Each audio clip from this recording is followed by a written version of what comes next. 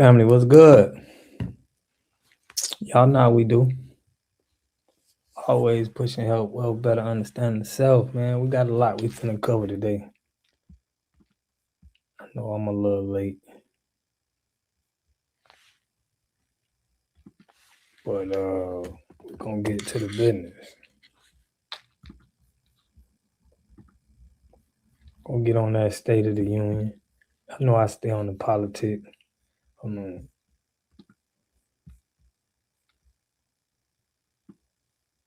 Dang. You been dressing the union for I'm finna pull it up right now. Yeah, I'm finna back it up a little bit though, but see what they talking about.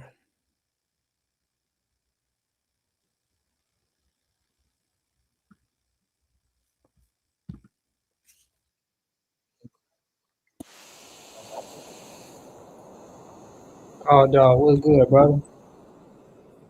Salute, family. I already know. Shout out to shout out to the West Side, Cali in the building.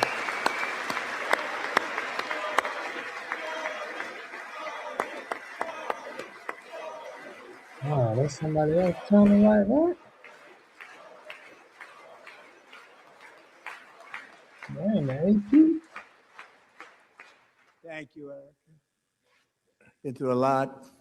In Charlie's memory, we must all come together to reaffirm that America is one nation under God, and we must totally reject political violence of any kind. Now, y'all, we gonna get into eye violence. I just did a video, man, on the dude who got hung, but somebody said in my comments, they was like, "Do you think the DNC is pushing this?" I want to get what y'all say. Shout out to that commentator, man, who said that. That's real. That's real. But let's hear what the president's saying, man.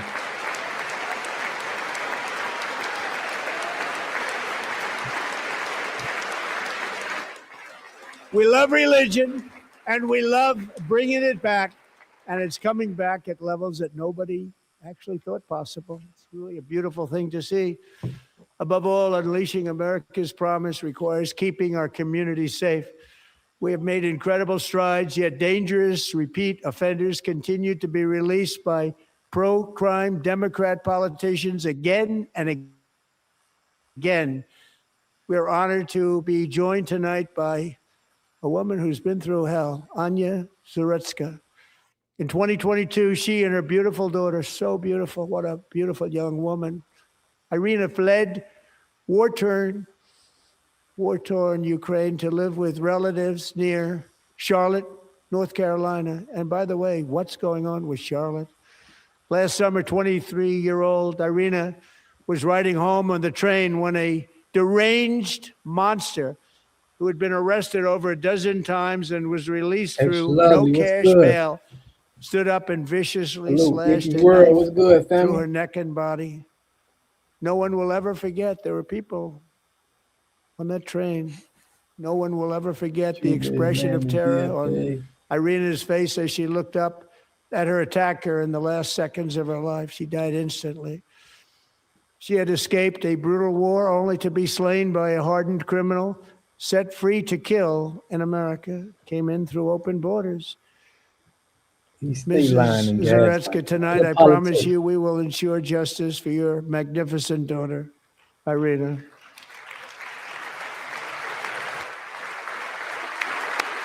He's giving the Pepperwoods a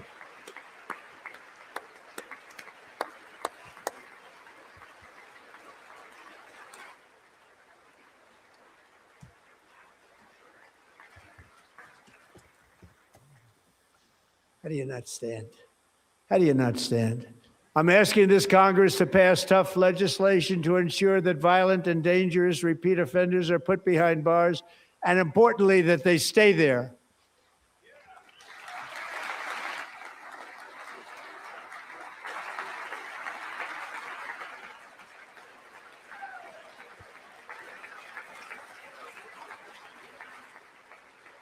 Starting last summer, I deployed our National Kimmy Guard in the and federal building. law enforcement Kimmy, what's to good, restore family? law and order to our most dangerous cities, including Memphis, Tennessee, big Water success, game right there. New Orleans, Louisiana, big Yes, success, hold on. and our nation's capital itself, Washington, D.C., where we have almost no crime anymore in Washington, D.C. How did that happen?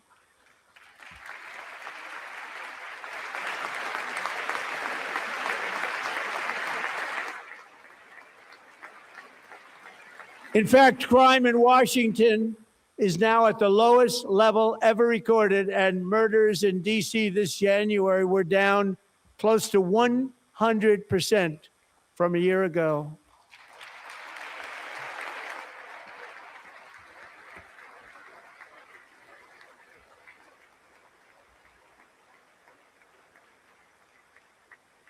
They don't like to hear that.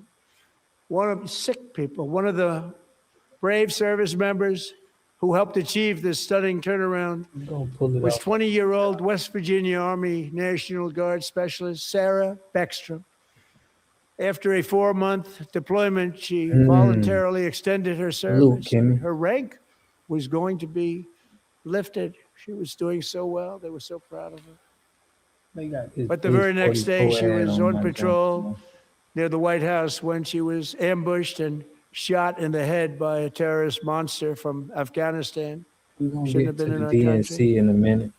And all because she wore the uniform of our nation, she was shot. He traveled here because he didn't like people wearing our uniform. He was sick and deranged, shouldn't have been in our country. Sarah Beckstrom died in order to defend our capital, and we are honored to be joined by her wonderful parents, Gary and Eva Lee. Your daughter was a true American patriot, and she will be greatly missed. She was a great person. I saw reports on her. They've never seen anything like her. So let me let them go. But y'all, look. The way you see an idea in your mind. Politics is involved. I'm going to get into how the politics is involved in this FBA hate, man. I'm going to show some clips for that. Young woman that happened with David, but he also... So sorry. Thank you very much. A great young lady. I saw reports that were like, perfect. She was perfect. Serving alongside Sarah that day was Staff Sergeant Andrew Wolf. The terrorist shot Andrew in the head. Y'all, Trump may have gotten the most money out of any president in office. Oh, well, I'm telling you, I believe Trump made the most money as far as himself than probably any president, fam. No, he a businessman. And no one thought he could possibly make it. The two of them, Sarah and Andrew, both shot violently in the head. Neither was expected to make it. They weren't even given a chance, except his wonderful mother, named Melody, who I spoke to the same night. And she was so positive. The doctors thought that Andrew was gone. But his mother said, no, Mr. President, Andrew will be fine. He's going to make it. I've never seen anything like it. I mean, he was given almost no chance. She said, I have no doubt, sir, he's going to be okay. This was a conversation that I had with her that night, with her son laying helplessly in bed, blood all over. Everybody is praying, she said, sir, he will be okay. The doctors didn't understand what she was saying.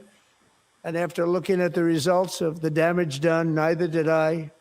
She was so strong and conclusive that even Andrew's great father felt she didn't really understand the gravity of the situation.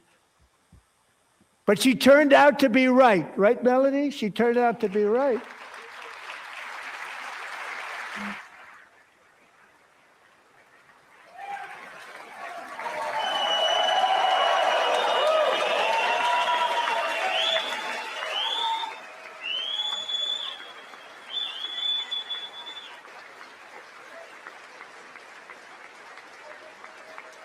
Now, Trump holding his union, and then you got the Democrats. Now, think about this. The Democrats supposed to be there. They're not there, and they're holding another press conference saying another State of the Union.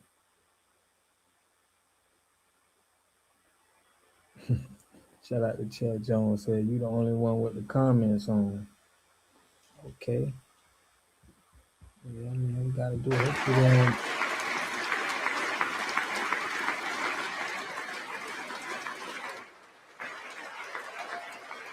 Shout out Chief Jones. But check this out, y'all. It's a whole nother Amazing. It's a whole nother State of the Union. This is what we got going on right now. We got we got two different. Let me click into this so y'all can see what's going on. We're gonna go back to Trump. Check this out. What the heck we got going on? This is the first time, bro, this happened. The Democrats was like, man, you know what? We're gonna run our own. Well, like they trying to act like they so divided, but they know they work together, family. They work together. Check this out. Nothing to see. Survivors are doubling down and they are reclaiming their power. They are at the State of the Union tonight and they are facing an administration who has betrayed them time and time again. To every survivor out there who refuses to disappear, you are changing history. Yeah, you definitely. Keep speaking your truth because the earth is shaking. Give it up for Lauren Hirsch and the survivors across this country. We will bring justice. Keep standing up. Keep speaking out. Keep building our movement because. So it's crazy how now they want to jump on the Epstein. When they was in office, they could have been jumped on Epstein. Real and the Democrats is pissed. It's like they could have been jumped on Epstein. Why they jumping on Epstein now? What's up with it? This is our democracy. Thank you, everybody. Have a great night.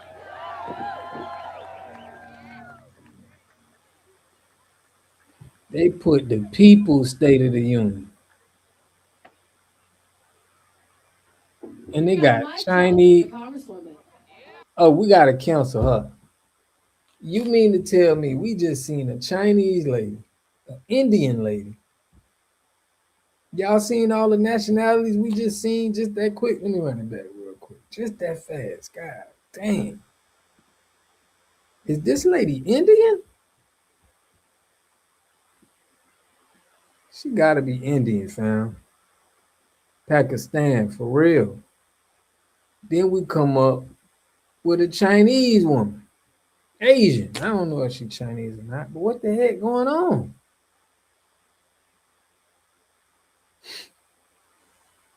You know what I'm saying? Like, bro. It was a vast web of powerful men committing horrific acts of violence against women and girls, and it was in plain sight. Across this country, we will bring justice. Keep standing up. Keep speaking That's the out. Indian lady. Keep building our movement because this is our democracy. Thank you, everybody. Have a great night.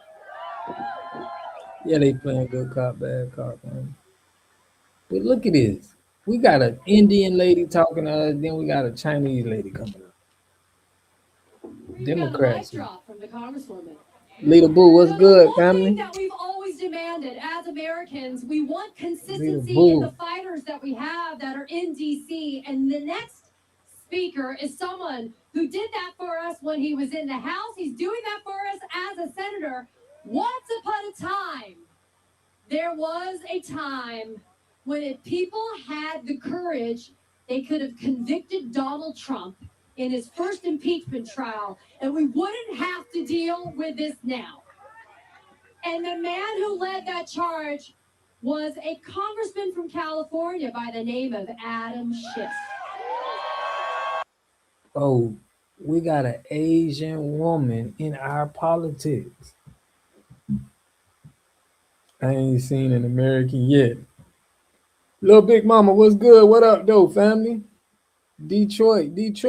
Damn, her English good. You know how they talk, heady up and bite. Heady up and bite. And if there's anybody who understands what the rule of law is and the power of norms and institutions, it's Adam Schiff. And now, as a senator, even though felon Trump, because look, you can be a draft dodging, bone spurs convicted felon and still be in the Oval Office, Adam Schiff is now being targeted by the weaponized Pamela Joe DOJ. And yet Senator Schiff says, hell no, I'm not going to do it. Janine Pirro, hell no, too. We have Senator Schiff here tonight. He has a letter, and it's from Alejandro Barranco. We don't care about that convicted felon stuff because they laws and stuff ain't right. They convicted me of a felon for having plants that you can grow out the ground. That they actually are they are legally selling this right now. So y'all laws don't even be solid like that. He is one of the 3 Marine sons. The U.S. Right? We are. He is a veteran and a son of a landscaper that we saw on video working hard, because only in Trump's America can you be working hard on a Saturday as a landscaper, get chased down by federal agents, and get your ass beat. Right? Now, let me go back to what Trump talking about. I ain't even mess it there, but did y'all see Trump at the Soul Train or what? Man, I gotta show y'all that, man. Trump is on the Soul Train line, family. Let's go back to see what he's doing, because we hear what they doing. They got a whole nother Epstein press conference. Actually, I said, where does this woman come from? She's the most positive person I've ever met. With God's help, Andrew has battled back from the edge of death, and we're talking about the edge. I ain't know that, man. I mean, on his I way heard to that a though, but miraculous recovery. He's got a little work to do. He's doing great. Nice to see you. He's a good-looking guy. Nice to see you. Thanks, Andrew. Thank you very much.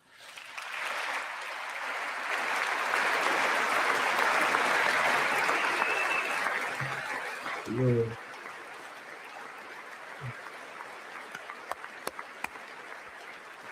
You heard what Mickey said, the Democrat mean having foreign governments. What you say, having foreigners governing over them. Why would we want foreigners governing us? That's crazy, family. That's insane. So, Andrew, while you're up, now I'm going to ask a highly respected General James Seward to present Staff Sergeant Andrew Wolf and the great family of Sarah Beckstrom with the award created by our late, great President George Washington himself. It's called the Purple Heart.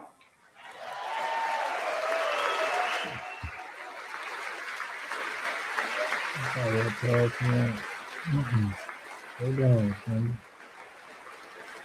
Out here giving out Purple Heart.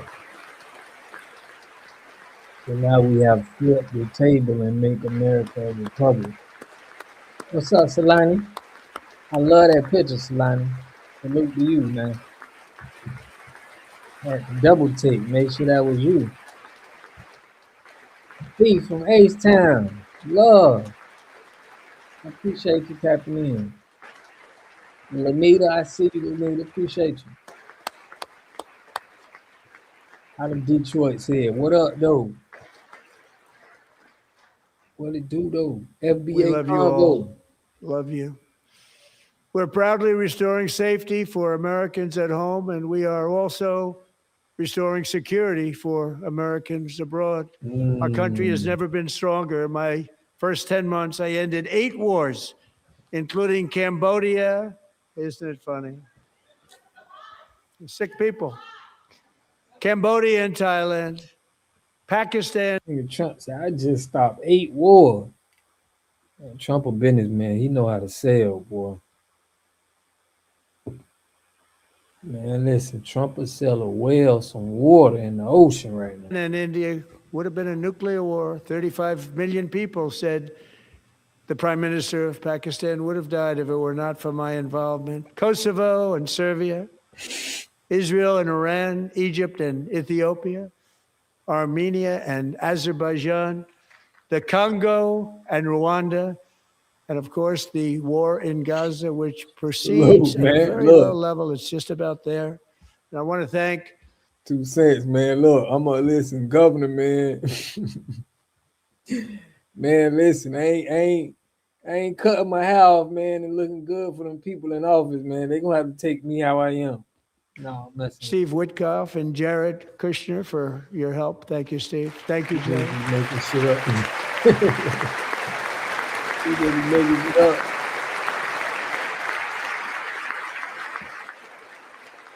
Trump just said he stopped 8 wars, man. What's up with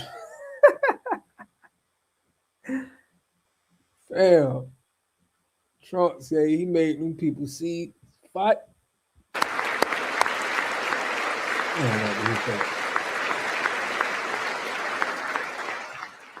And I also want to thank the man they report to, Secretary of State Marco Rubio. Thank you, Marco.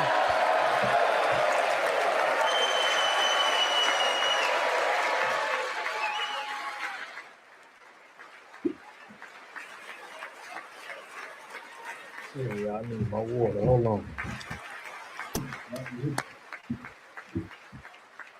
People like you. You know, Marco got 100% of the votes. And he was in confirmation. I think our next one was about 54%. And some of the Democrats are now saying, I can't believe we approved that guy.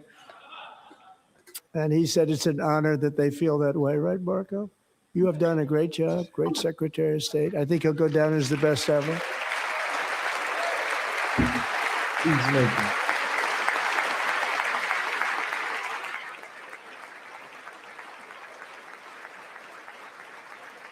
Under the ceasefire I negotiated, every single hostage, both living and dead, has been returned home. Can you believe that?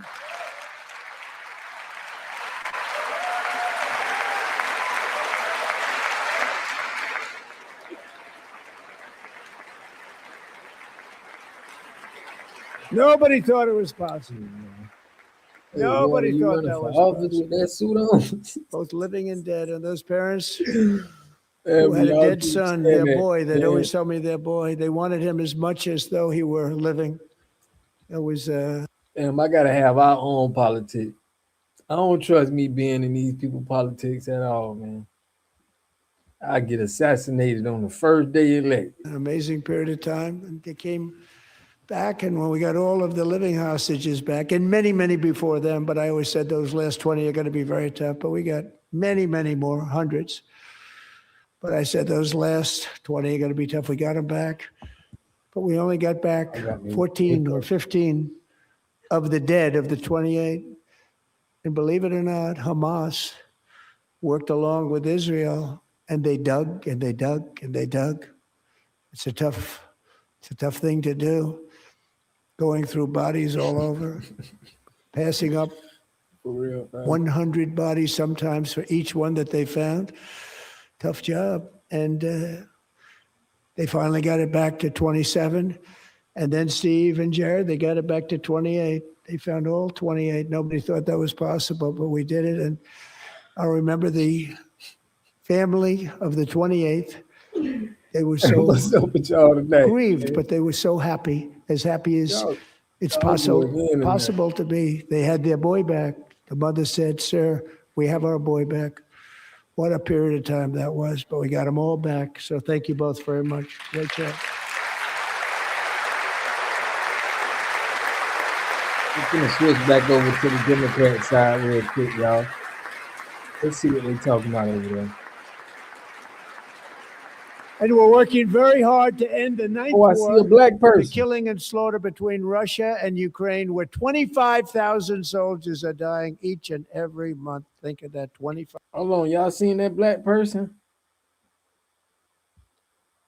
It's a tough thing to do, going through bodies all over, passing up 100 bodies sometimes for each one that they found. tough job. And they finally got it back to 27. And then Steve and Jared, they got it back to 28. They found all 28. Nobody thought that was possible, but we did it. And I remember the family of the 28th. It's Mimi, what's good? They were so grieved, but they were so happy as it's possible to be. They had their boy back. The mother said, "Sir, we have our boy back." What a period of time that was, but we got them all back. So thank you both very much. Great job. I'm trying to see if I see it. Nothing. Right there, y'all see it? You got another one right there. You got two sitting in the cut now. Hold on, is he black over there? Yeah, he look like he, you know what I'm saying? Yeah, had Umar mad as hell.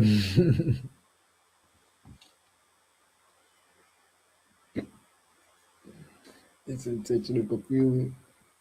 We can't assume they're black in this day and age, for real, family. Most likely they from another country, you know, if they in that, or the boule, one of them. I need some water. And we're working very hard to end the 9th war, the killing and slaughter between Russia and Ukraine, where 25,000 soldiers are dying each and every month. Think of that, 25,000 soldiers are dying. He said 25,000 soldiers is dying. Come on, Trump. We already sold, family. You ain't got to keep selling. You done sold me already. Okay, let's go.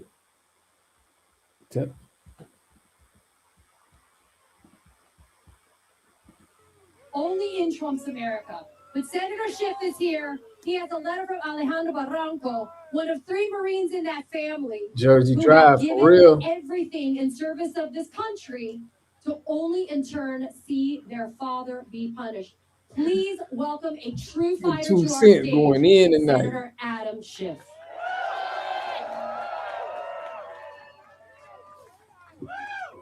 Thank you. Damn, you know they be on both sides of the war. You know, it's money in war, and you get power. She put, we are not represented like that in government. They can't blame us. Oh, TYB in the building. TYB, what's good, family? Yeah, we switching back from the Democrats and the Republicans right now. Thank you. Thank you for being out here in the cold. Thank you for speaking truth to power. I am very proud to join you. Tonight, the president stands under the Capitol dome. Dang, they out there in the cold, y'all. That's crazy. Claiming that our union is stronger than ever. Of all the lies that he will tell in his long and rambling address, this may be the most painfully false. Due to his hate, his cruel... So people keep asking us, where do you film your podcast? We shoot everything inside Riverside. I record our show in 4K. Some money on the low, 1,000 man. miles apart because you won't. What they doing? Since the Civil War. Trump's promises have all been broken. He promised to bring down costs, but inflation is up. He promised to bring back jobs, but manufacturing has fled.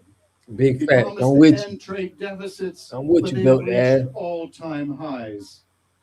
But no failure is more glaring, more significant, or more damning than his failure to bring our country together. In January of 2017, Donald Trump stood just a couple hundred yards from this place and took the oath of office for the first time, swearing to uphold the Constitution. As you recall, he painted a dystopian portrait of the country, which he described as American carnage. Big facts. Little could we know at the time, it was less a portrait of the country as it existed then, as much as a prophecy of what he would seek to bring about in the future. For he has created chaos in our streets. Masked, poorly armed, and poorly trained ICE agents and Border Patrol forces sweep through major cities, demanding to see people's papers. In the United States of America, they are demanding to see people's papers. They have detained citizens and non-citizens alike. I don't care about what the Democrats saying about this because they used to run us down. Where's your ID? Let me see your ID. Like we ain't citizens. You know who we are, coming in our neighborhoods, jumping out, patting you down. Make sure you ain't got no guns. And them Democrats weren't saying nothing because they into the crime bill. They was getting money with this. That's why I can't stand the Democrats, bro, because they be really going to war with us for real. And they keep asking for more money. I'm so done with them, man. I'm telling you. People dead through their windshields and while laying face down in the street.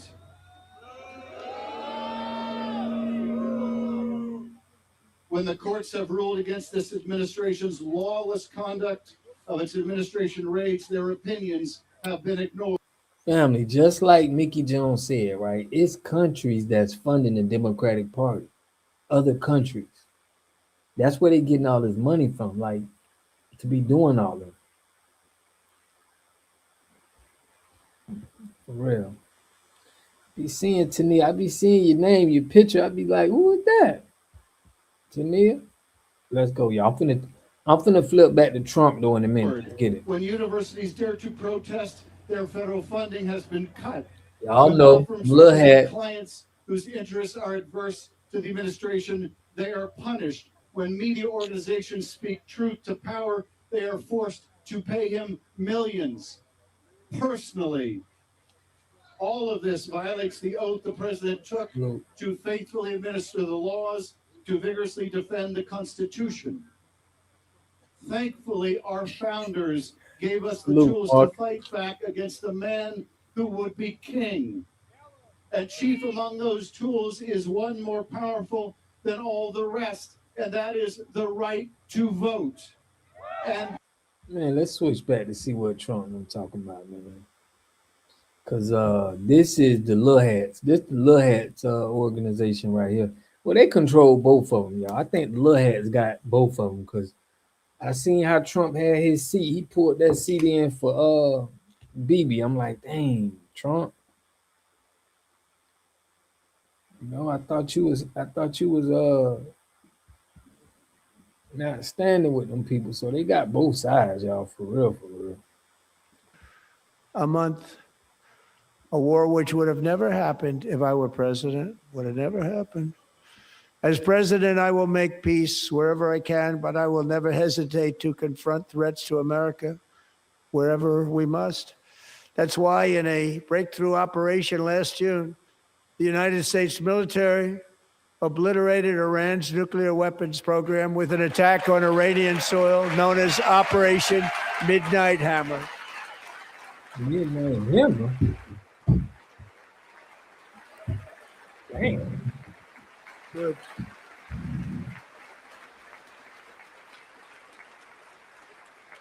For decades, it had been the policy of the United States never to allow Iran to obtain a nuclear weapon. Many decades. Since they seized control of that proud nation 47 years ago, the regime and its murderous proxies have spread nothing but terrorism and death and hate. They've killed and maimed thousands of American service members and hundreds of thousands and even millions of people with what's called roadside bombs. They were the kings of the big fat roadside bomb. And we took out Soleimani. I did that during my first term. Had a huge impact.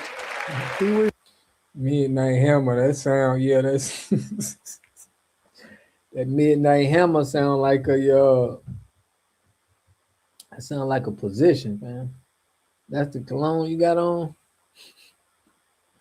That's what it do for you. the father of the roadside bomb. Yeah.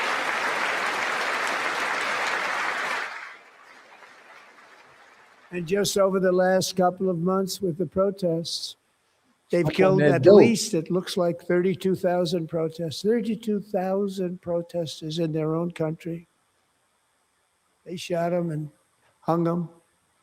We stopped them from hanging a lot of them with the threat of serious violence. But this is some terrible people.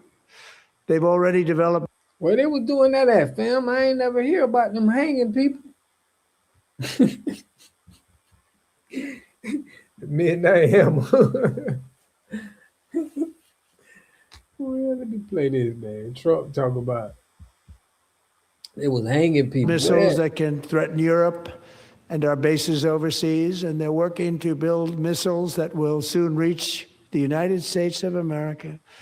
After Midnight Hammer, they were warned to make no future attempts to rebuild their weapons program, and in particular, nuclear weapons. Yet they continue starting it all over. We wiped it out, and they want to start all over again, and are at this moment again pursuing their sinister. Midnight Hammer sound like a sex pill, man. That's what it sounds like. Ambitions. We are in negotiations with them. They want to make a deal, but we haven't heard those secret words. We will never have a nuclear weapon. Man.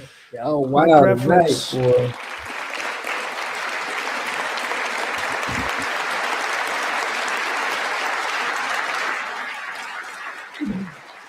Tasha Jones, was good, family.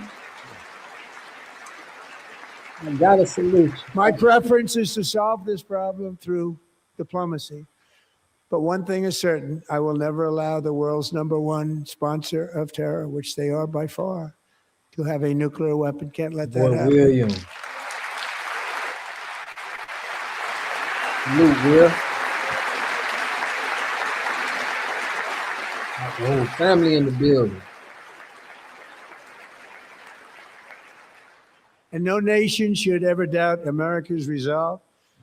We have the most powerful military on earth. I rebuilt the military in my first term. We're going to continue to do so. Also, we just approved $1 trillion budget. We have no choice. We have to be strong because hopefully we will seldom have to use this great power that we built together. It's really called peace through strength, and it's been very, very effective.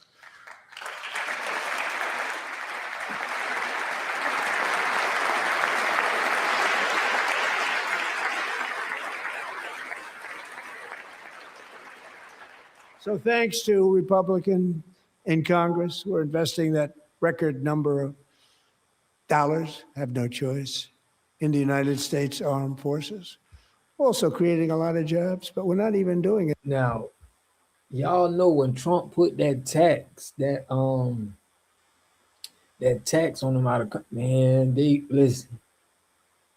Trump raked in so much money, bro, from doing that. Raked in so much money. He takes credit for everything except them files. They know they got him. Man, listen. I believe they definitely got him in there. All of them in there. Everybody in there, family. For that reason, because as I said, we have more jobs, more people working today than ever before in the history of our country. And NATO countries are friends and allies. They are. They're our friends and they're our allies. Have just agreed at my very strong request to pay 5% of GDP for military defense rather than the 2%, which they weren't paying. We were paying for almost all of NATO. Now they're paying 5 as opposed to not paying 2. Trump a businessman. He came out with run that bag up. And getting that 5% was something which everyone said would never be done, could not happen. We got it really easily with one meeting. And big difference between 2% that's not paid. We were paying the freight of many of them. Very few were paid up. Now 5%, then they're paid. And everything we send over to Ukraine is sent through NATO, and they pay us in full. They pay us totally in full. Every branch of our armed forces is setting records for recruitment. This is so exciting. And every service member recently.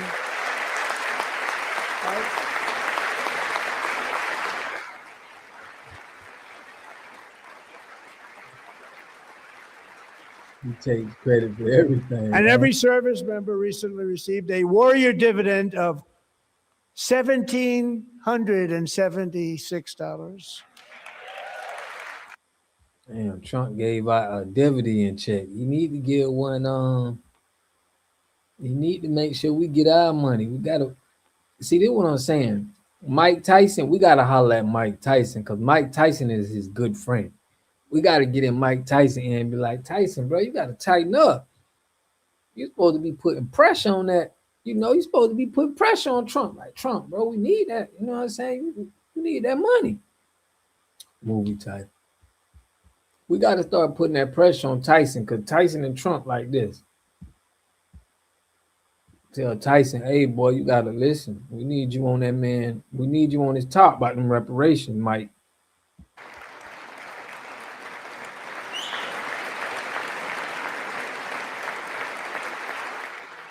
You know, they put it on my desk. We got the money from tariffs and other things, a lot of money we have. We have much more money than people understand. Have to rebuild that program a little bit, but it won't take long. But we got... Man, Trump getting real money in that office, I'm telling y'all. He's a businessman, bro. He getting real... I bet you Trump probably done increased his net worth. I mean, all of them do, but the money, and it was $1,775, and they wanted my approval. And I said, what's the number? $1,775. I said, wait a minute, for one more dollar, we can have $1,776. It's going to... I said, we're going to figure that. I never asked anybody if we could afford it. One more dollar, I said $1,776. And I said, that's good. And I'll tell you what. Yeah, you're right, man. Mike, it might say that, man. They may slap the taste out of Mike Tyson, man. Man, what you talking about? But for real, Tyson need to holler at him though. We gotta holler at the people, the black people that's close to Trump. We gotta be on the bumper. Man, you need to holler at that man, bro. Tell him about that reparation.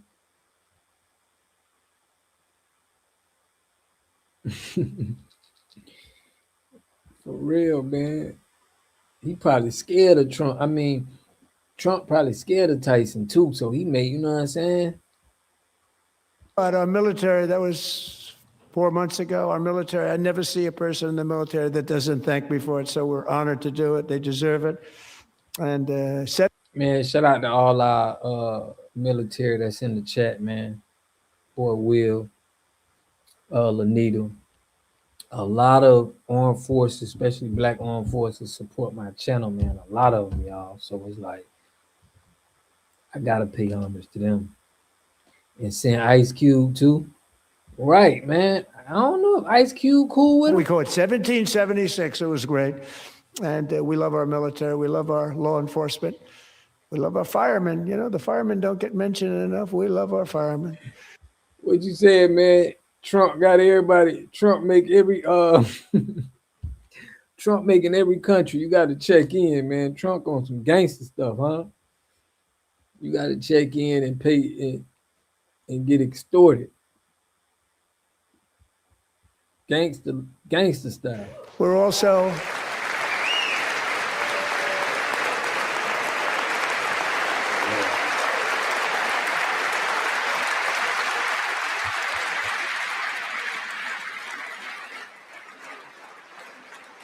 We're also restoring American security and dominance in the Western Hemisphere, acting to secure our national interests and defend our country from violence, drugs, terrorism, and foreign interference. For years, large swaths of territory in our region, including large parts of Mexico, really large parts of Mexico, have been controlled by murderous drug cartels.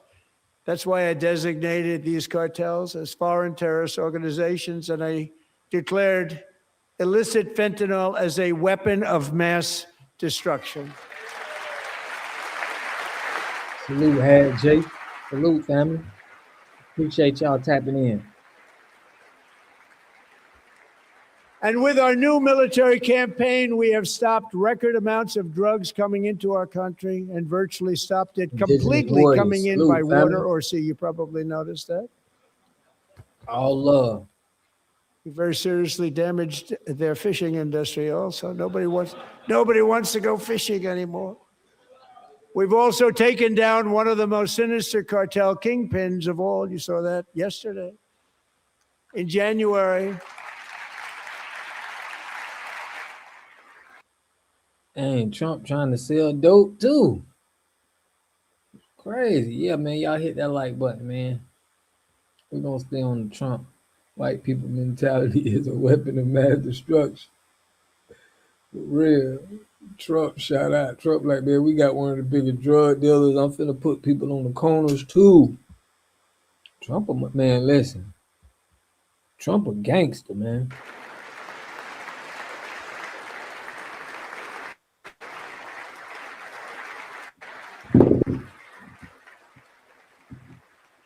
in January, elite American warriors carried out one of the most complex, spectacular feats of military competence and power in world history. No one's seen anything like it. Foreign leaders, I won't tell you who, called me and they said, very impressive, very impressive. They couldn't believe, they all watched, they saw what happened.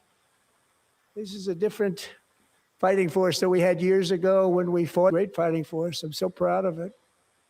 Look at Space Force. Space Force is my baby, because we did that. My baby is becoming so important. So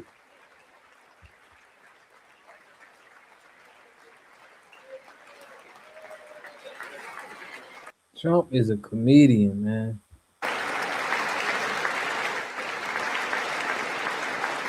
And America's armed forces overwhelmed all defenses and utterly defeated an enemy, good fighters, to end the reign of outlaw dictator Nicolas Maduro and bring him to face American justice.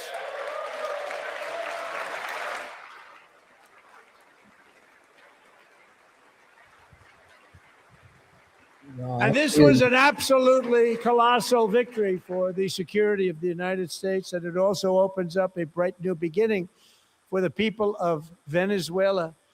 We're working closely with the new president of Venezuela, Delcy Rodriguez, to unleash extraordinary economic gains for both of our countries and to bring new hope to those who have suffered so terribly. They really did suffer. With us tonight is Alejandro Gonzalez. She grew up in a tight-knit Venezuelan family and was especially close to her beloved uncle Enrique. But after Enrique ran for office and opposed Maduro, he was kidnapped by Maduro's security forces and thrown into the regime's really infamous prison in Caracas. Alejandro feared she would never see her uncle again. She feared for her own life also. But since the raid, we have worked with the new leadership, and they have ordered the closure of that vile prison and released hundreds of political prisoners already, with more to come. Alejandro, I'm pleased to inform you that not only has your uncle been released, but he is here tonight. We brought him over to celebrate his freedom with you in person. Enrique, please come down. I mean, what, they got the Venezuelan in there?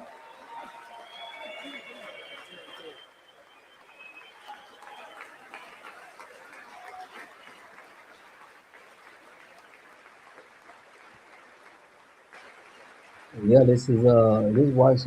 This is the higher up right here. Man, look at that woman he hugging and kissing like that there.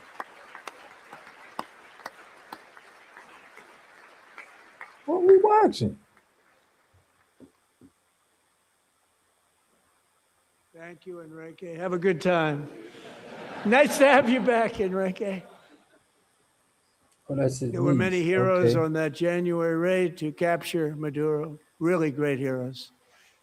It was very dangerous. They knew we were coming. They were all set. But the deeds of one warrior that night will live forever in the eternal chronicles of military valor.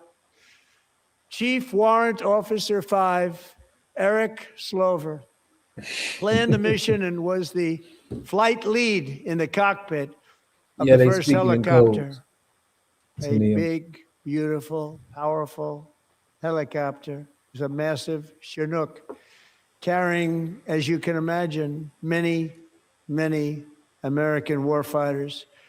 Wearing the dog tags, his wife Amy had blessed with holy water before he left. She knew it was going to be a rough one.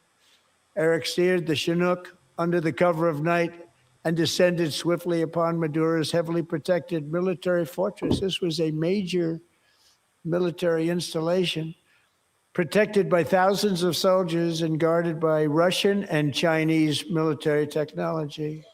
How did that work out? Not too good. While preparing to land, enemy machine guns fired from every angle, and Eric was hit very badly in the leg and hip, one bullet after another. He absorbed 4 agonizing shots, shredding his leg into numerous pieces. And yet, despite the fact that the use of his legs was vital to successful helicopter flight, legs are the most important part of flying a helicopter. But check this out. I'm finna click back to the Democrats, but y'all check this out. Trump is going to these other countries, and he got tariffs and all kind of stuff, right? And the Democrats is using the immigrants and getting money here in the United States with them. It's crazy how both of them working. Dry snitching dogs.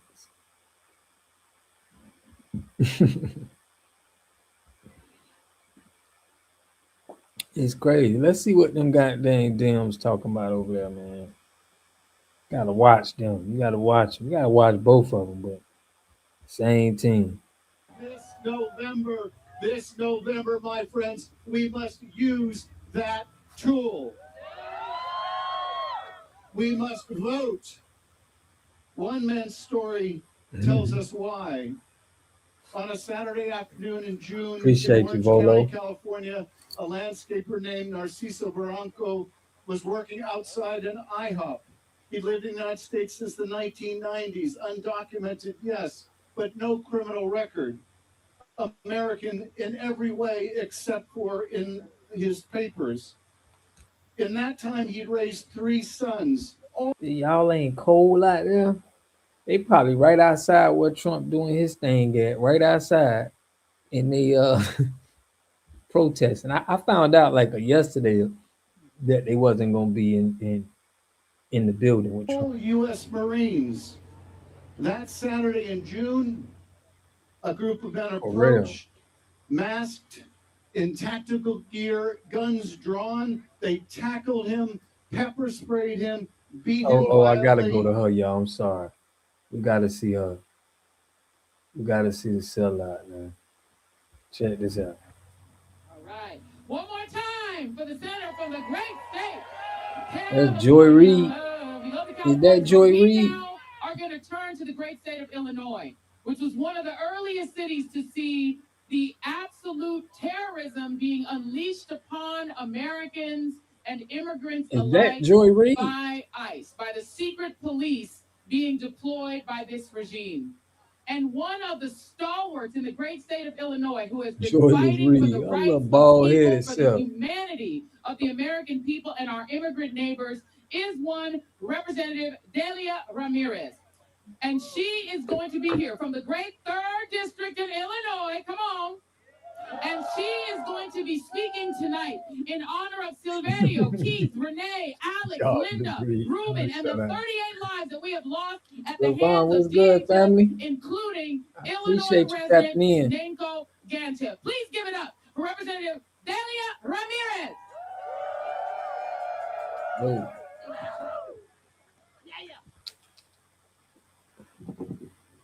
They ain't want to keep on too long now.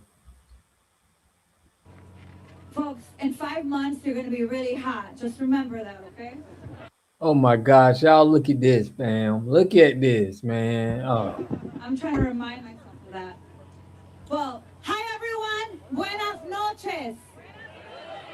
As you heard, I'm la congresista Delia Catalina Ramirez. Man, she better stop all that. Listen, man, you gotta speak English, man. We ain't watching no another Super Bowl halftime show, family. What is she doing?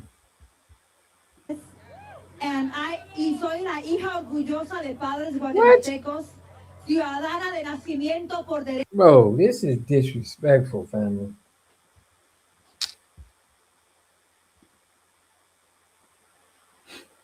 She need belt the ass. This is crazy. Now, what they trying to say is, wait, it's a black woman right there?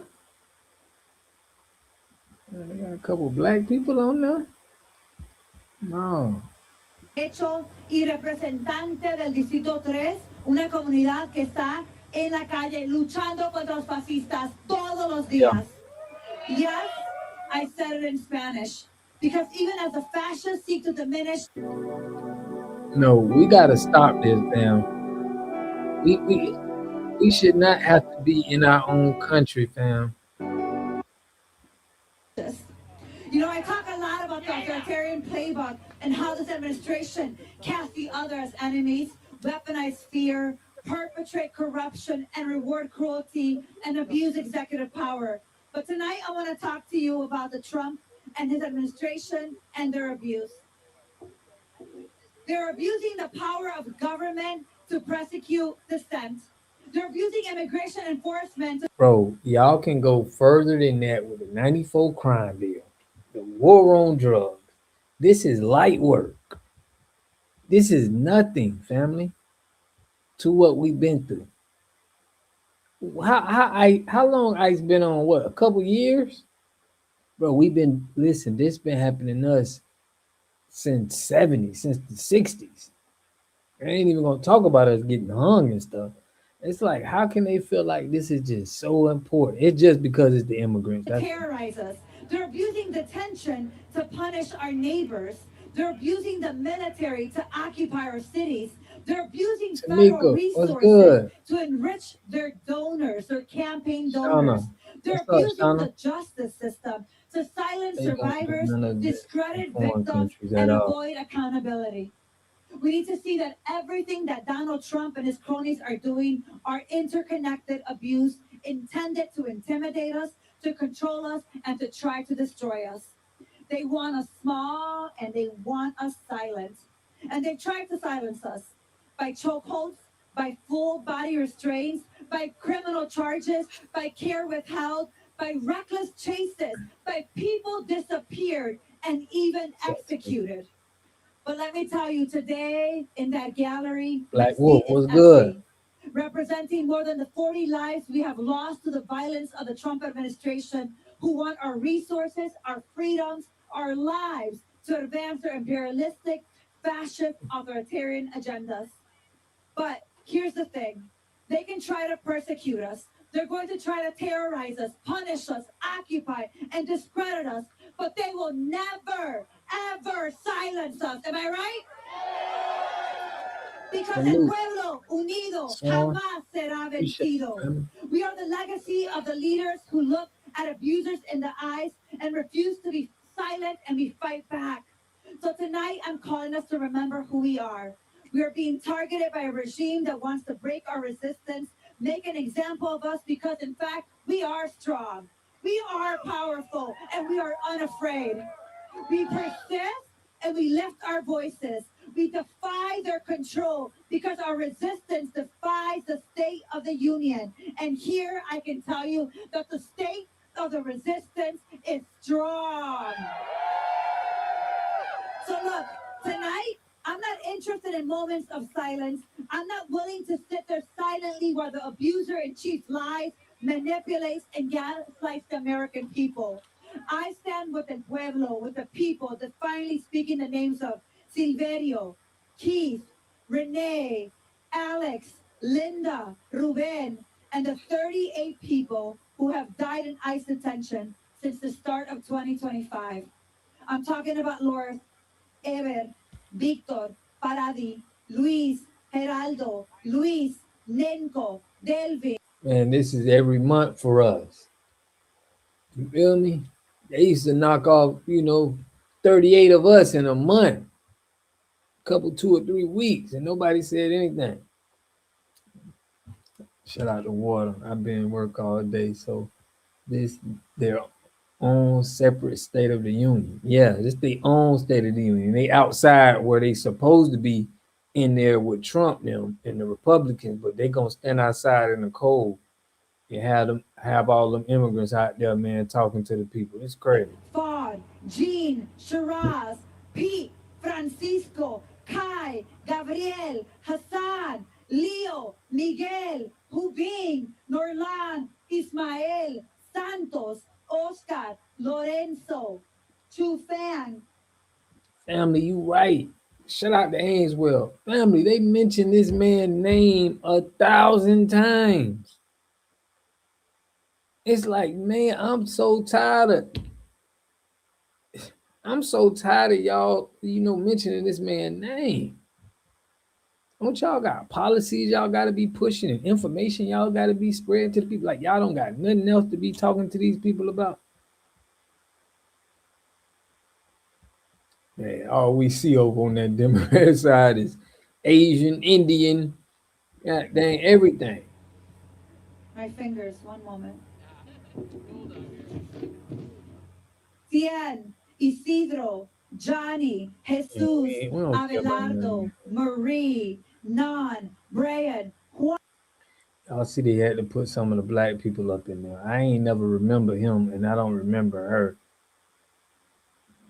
Look like it's about 4 of them out there.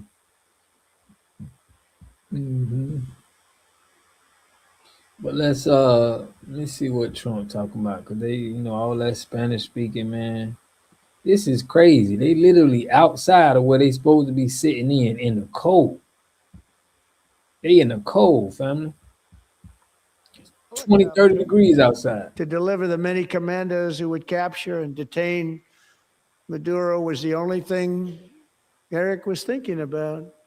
Then, even as he was gushing blood, which was flowing back down the aisle, helicopter lands at a steep angle. The machine gun stood right in front of him. They were right in front of him, two machine gunners who escaped the wrath of the previous planes. Eric maneuvered his helicopter with all of those lives and souls to face the enemy and let his gunners eliminate the threat. Turned the helicopter around so the gunners could take care of business, saving the lives of his fellow warriors from what could have been a catastrophic crash deep in enemy territory. Only after safely landing the helicopter with all the warriors aboard in the exact right spot, which was vital to the mission, probably would have had to maybe cancel the mission if that didn't happen.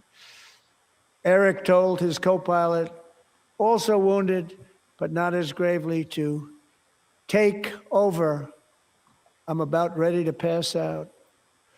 The success of the entire mission and the lives of his fellow warriors hinge on Eric's ability to take searing pain. It was unbelievable what's happened to his legs of the bullets and keep on flying and landing, and people knew what was happening. Everybody in the back of the helicopter knew because they saw the blood pouring down the aisle.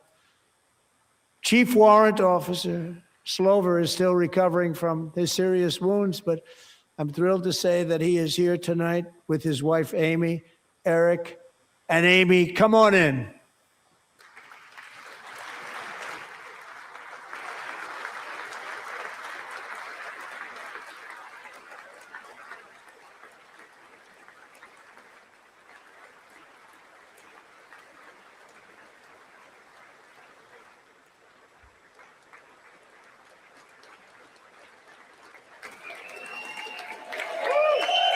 Hey, we see another brother right there. We see a little, little spots in the milk carton. Got one right there.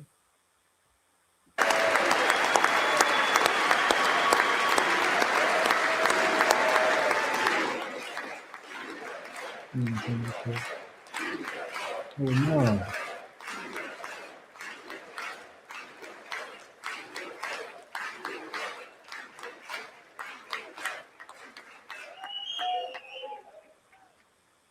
So we have a surprise for Eric and Amy.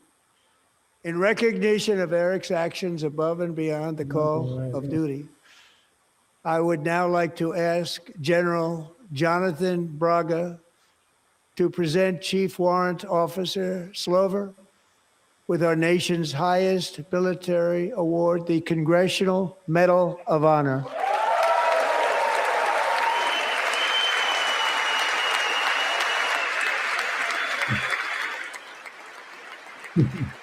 Let's smoke a vibe. What's good, family?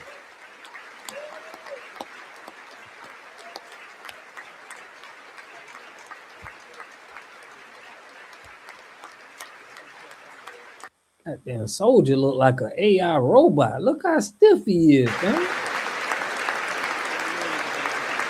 Okay, he got an injury or something.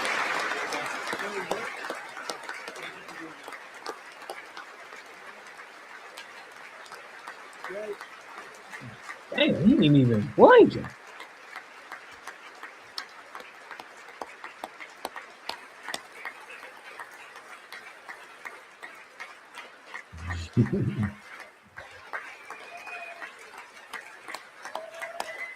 That's fact, TYB.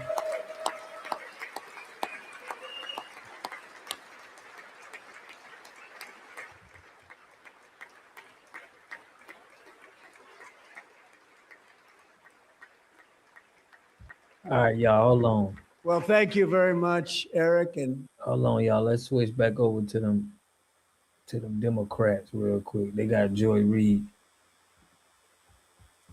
I'll check this out. We just on this political tour right now, seeing,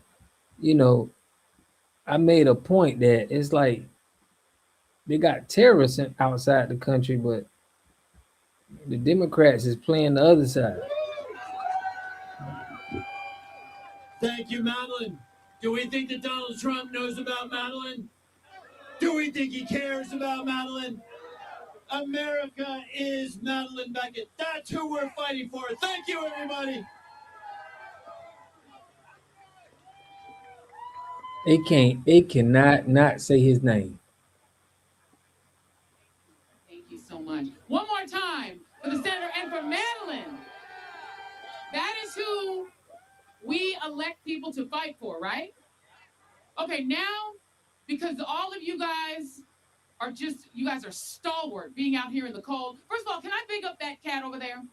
Can we please acknowledge bringing a little of the Portland magic? We love a fairy tale creature. I just want to thank you for being creative and being in this space. Please give a round of applause to the yellow cat, everybody, please. No King's cat, no King's kitty over there. We appreciate it. There was a person over here who had a toilet sort of set up that was very creative as well. Big it up to all the creative people in the right, house. and now well, I want to take you all to the great state of Arizona. Wouldn't you rather be in Arizona right now? Just pretend like you feel it. Feel Arizona in your spirit. Feel the warmth Caribbean of the sun, sure. right? Okay, we're going to be warm in our spirits because it's cold as hell out here right now. But that's okay, because coming to the stage are two people who you are really going to want to hear from. Representative Yasamin Ansari, representing Arizona's great 3rd District. And she is here with Sonia Almaraz. And Sonia Almaraz, I should say. Sonia Almaraz is the partner of Yari Marquez, who has leukemia and who has suffered severe medical neglect for more than a year at the Eloy Detention Center in Central Arizona. These are literally the kinds of stories and nightmares that are taking place in the Trump-Epstein era of the United States. So please give a warm round of applause and show some love to Representative Ansari and to Sonia Almaraz.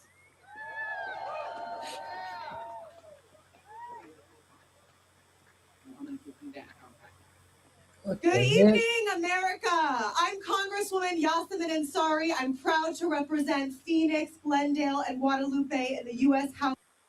Her name is Yasamin Ansari. You can't make this stuff up, y'all. Yasamin Ansari. This is crazy, family. House of Representatives, and tonight it is my absolute honor to be standing here with Sonia Almaraz. Sonia's loved one is Yadi. Yadi is a lawful permanent resident, a green card holder who was stripped of her legal status by Donald Trump's racist mass deportation agenda. For over a They bringing green card holders to speak. Green card holders to market whatever they pushing. Did y'all hear her? She was a green card holder. She got to stay around them Democrats, because boy, if you go around anywhere where them Democrats around, boy, Trump them swooping you right up. year, Yadi has been locked up at the Eloy Detention Center in Arizona. Yadi has leukemia. When I visited her, she was too weak to stand. When I sat with her, I watched her vomit blood. And tonight, while Yadi suffers in detention, Donald Trump stands before Congress and lies to the American people. Donald Trump claims he is going after the worst of the worst. Ainswell, you right, fam. We done probably heard Trump name 1,000 times, bro. I guarantee you they said his name 1,000 times. And that is a lie. Yadi has no criminal record. Meanwhile, this administration and the Republican enablers in Congress handed ICE a $75 billion slush fund to terrorize our communities with no accountability. And let's be clear about who built this machine. Stephen Miller, the most awful human being, architected this cruel immigration agenda from the ground up. It is an agenda rooted in fear, rooted in hatred, and the belief that some people simply do not belong. Masked agents, violent raids without transparency, communities living in fear. That is not public safety. That is authoritarianism. And the Secretary of Homeland Security, Kristi Noem, oversees all of this. That's why I don't vote at all. If a cabinet official I'm gonna open it up, family, in about under her watch, then she about should 15 be minutes. impeached. 2 cents. Authoritarianism is when the government cages the sick. It is when cruelty becomes policy, and it is when federal power is turned inward against our own people. My parents fled an authoritarian regime in Iran. They came to this country because America was supposed to be different. No, stop doing that, y'all. Stop it, bro. Stay in where you at. Fight where you at. Fight in your own land. Stop trying to go where it's easier at. See, we got to make it, bro. Shaquille, what's good, my brother? Man, listen, they need to stay where they at, family. They need to fight the power where they at. This is where your ancestors is from. You probably got land over there. You feel me? We got to make it to where, listen, because they make us feel very uncomfortable. If we go over in their land, we're going to feel very uncomfortable, y'all. The Democrat Party make these people feel so comfortable with doing this. Coming over here and just... country welcomed them. It'll mantled. The real state of our union is whether people like Yadi are safe, whether the sick receive care, and whether human dignity still matters. So Jasmine Crockett don't care about you, man. Jasmine Crockett care about them. Oh yeah. What's up with these people, family? Salute, twin. I don't know what's going on, man. I don't know. They always want to tell us that I came to America for a better life. You get what I'm saying?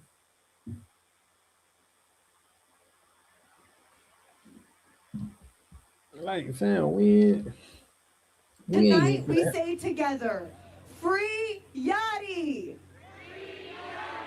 Free Yadi! Because she belongs here. Wait, is this Yadi right here, or is she still locked up? She deserves care, she deserves dignity, and she deserves freedom. Now I want to turn it over to Sonia, who I've gotten to know through this horrific experience, to share your and Yadi's story. Tina, what's good? Thank you, Congresswoman Ansari. I'm honored to stand with you tonight to expose Transreal's State of the Union. Yadi is not a criminal, and for a year now, I have had to watch my health. It sounds like they talking about Lil Yachty. The black, like, who is Yachty? If you think Jasmine Crockett is an option, you may be cooked. Man, you know, man, Black Magic be smoking that. Black Magic smoking rocks, man. What are you talking about? Her health. I am so sorry. Season Adam, man. Appreciate your family. For a year now, I have had to watch her health deteriorate at the hands of ICE. Yadi has lost over 70 pounds. She's been coughing up blood for months on daily basis now. This is why y'all need to stay in your country. If you come here, this is what it's crazy. Don't let them Democrats trick you out your land. They tricking y'all out y'all land. Have y'all coming over here and y'all like stay home. Stay and fight where you at, family. It's not safe for you coming over here thinking that you just going. It don't work like that. There's too many countries coming over here. They gonna lock y'all up. I'm telling you, that's what I'm gonna start telling you. Listen, y'all gonna get locked up. Don't fall for the okie doke. They got y'all over here, then they gonna, flip you. Come over here crying now. Hold on. She's too weak to stand. She has been diagnosed with lymphedema and arthritis on top of her cancer, and now relies on a walker just to move. Man, Black Magic, you like them, bro. You like them eyelashes and that ghetto talk. That's all you like. You looking at her you just looking at her features and you see that she one of us. So you like, let me pick her. But man, you know how these politics work. I'm getting sick of these immigrants. Come here. Her suffering is preventable, yet ICE has denied the basic medical care. Yari es una compañera amorosa, amiga y miembro de la comunidad que merece dignidad humana. We demand her medical release immediately. Exigimos su libertad inmediata para su cuidado médico. Let us get her back to health so she can continue to fight her immigration case.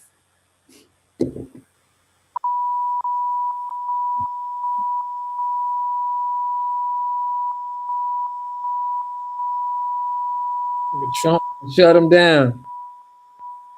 Trump done shut that thing down.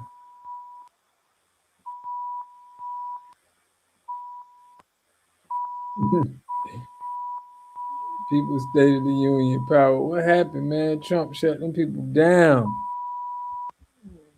Progress Democrats hold. Y'all see that? Welcome to the black side. Man, Trump shut that thing down. Y'all saying the man's name too much. Let's click back over. They don't know what they might be having some technical difficulties out there in the cold talking to these people. 20-degree weather. They done lost their mind. Amy, great to get to know you. I met with them and with a lot of their fellow warriors at Fort Bragg recently. You notice the name Fort Bragg. We have it back. We brought it back. We won the First World War with it, the Second World War with it, and then they decided to change the name. So we changed it back. Everybody wanted to change back too. And 10 of Eric's fellow warriors from that incredible night of victory will also be receiving medals at a private ceremony that will soon be held at the White House, and Eric will be there. Thank you.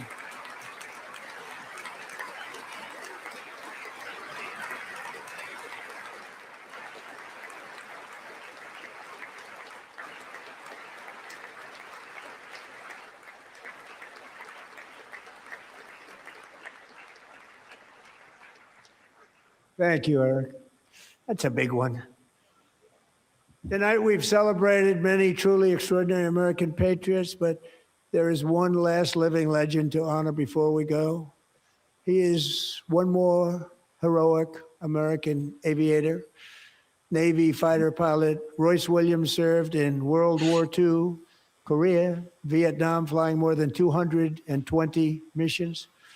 In the skies over Korea in 1952, Royce was in the dogfight of a lifetime, legendary dogfight. Flying through blizzard conditions, his squadron was ambushed by 7 Soviet fighter planes. It was his first aerial combat of the war, and despite being massively outnumbered and outgunned, Royce led the takedown of 4 enemy jets and almost destroyed the others, vanquishing his adversaries while taking 263 bullets to his own plane and being seriously hurt. His story was secret for over 50 years. He didn't even want to tell his wife, but the legend grew and grew. But tonight, at 100 years old, this brave Navy captain is finally getting the recognition he deserves.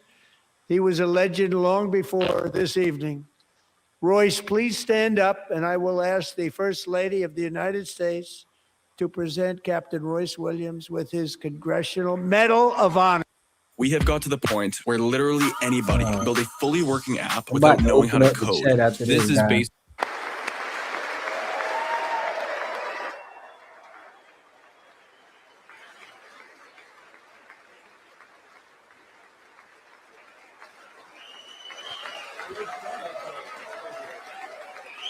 Quit.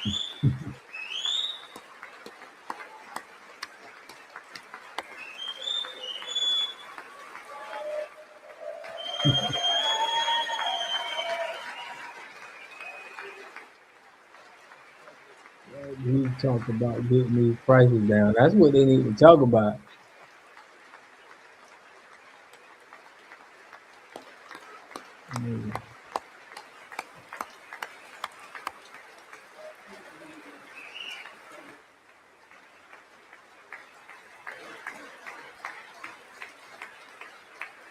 We're about to get up out of there though in a little bit.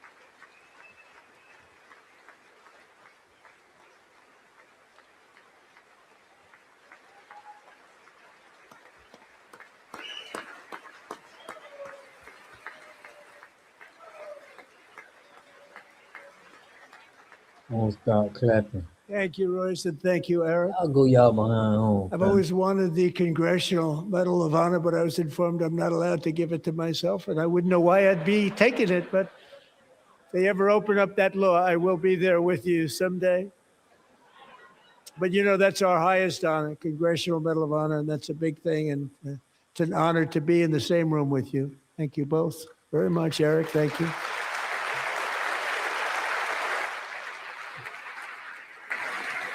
No, I know they tired as hell standing up and clapping for so goddamn long. What the hell?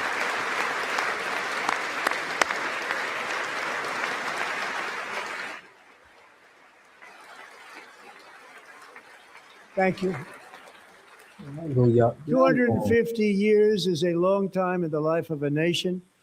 but in another sense, it's really a mere moment in the eye of history. Two of the gentlemen we met in the gallery this evening took their first breaths 1 century ago, 100 years before that, on July 4th, 1826, the author of the Declaration of Independence, brilliant, Thomas Jefferson, drew his last breath. Just a single long human lifespan separates the giants who declared and won our independence from the heroes who stand among us tonight. Everything our nation has done, everything we have achieved, has been the work of those few great lifetimes. In those brief chapters, Americans built this nation from 13 humble colonies into the pinnacle of human civilization and human freedom, the strongest, wealthiest, most powerful, most successful nation in all of history. Americans ventured out across the daunting and dangerous continent. We carved paths through an unforgiving wilderness, settled a boundless frontier, and tamed the beautiful but very, very dangerous Wild West. From empty marshes and wide open plains, we raised up the world's greatest cities. Together, we mastered the world's mightiest industries, and shattered history's monstrous tyrannies, and we liberated millions from the chains of fascism, communism, oppression, and terror. Americans lifted humanity into the skies on the wings of aluminum and steel, and then we launched mankind into the stars on rockets powered by sheer American will and unyielding American pride. We wired the globe with our ingenuity. We captivated the planet with American culture. And now we are pioneering the next great American breakthroughs that will change the entire world. All of this and so much more is the enduring legacy, unmatched glory of the hardworking patriots who built and defended this country and who still carry the hopes and freedoms on all of humanity's backs. For years, they were forgotten, betrayed, and cast aside. But that great betrayal is over, and they will never be forgotten again. Because when the world needs courage, daring, vision, and inspiration, it is still turning to America. And when God needs a nation to work his miracles, he knows exactly who to ask. There is no challenge Americans cannot overcome, no frontier too vast for us to conquer, no dream too bold for us to chase, no horizon too distant for us to claim. For our destiny is written by the hand of providence, and these first 250 years were just the beginning.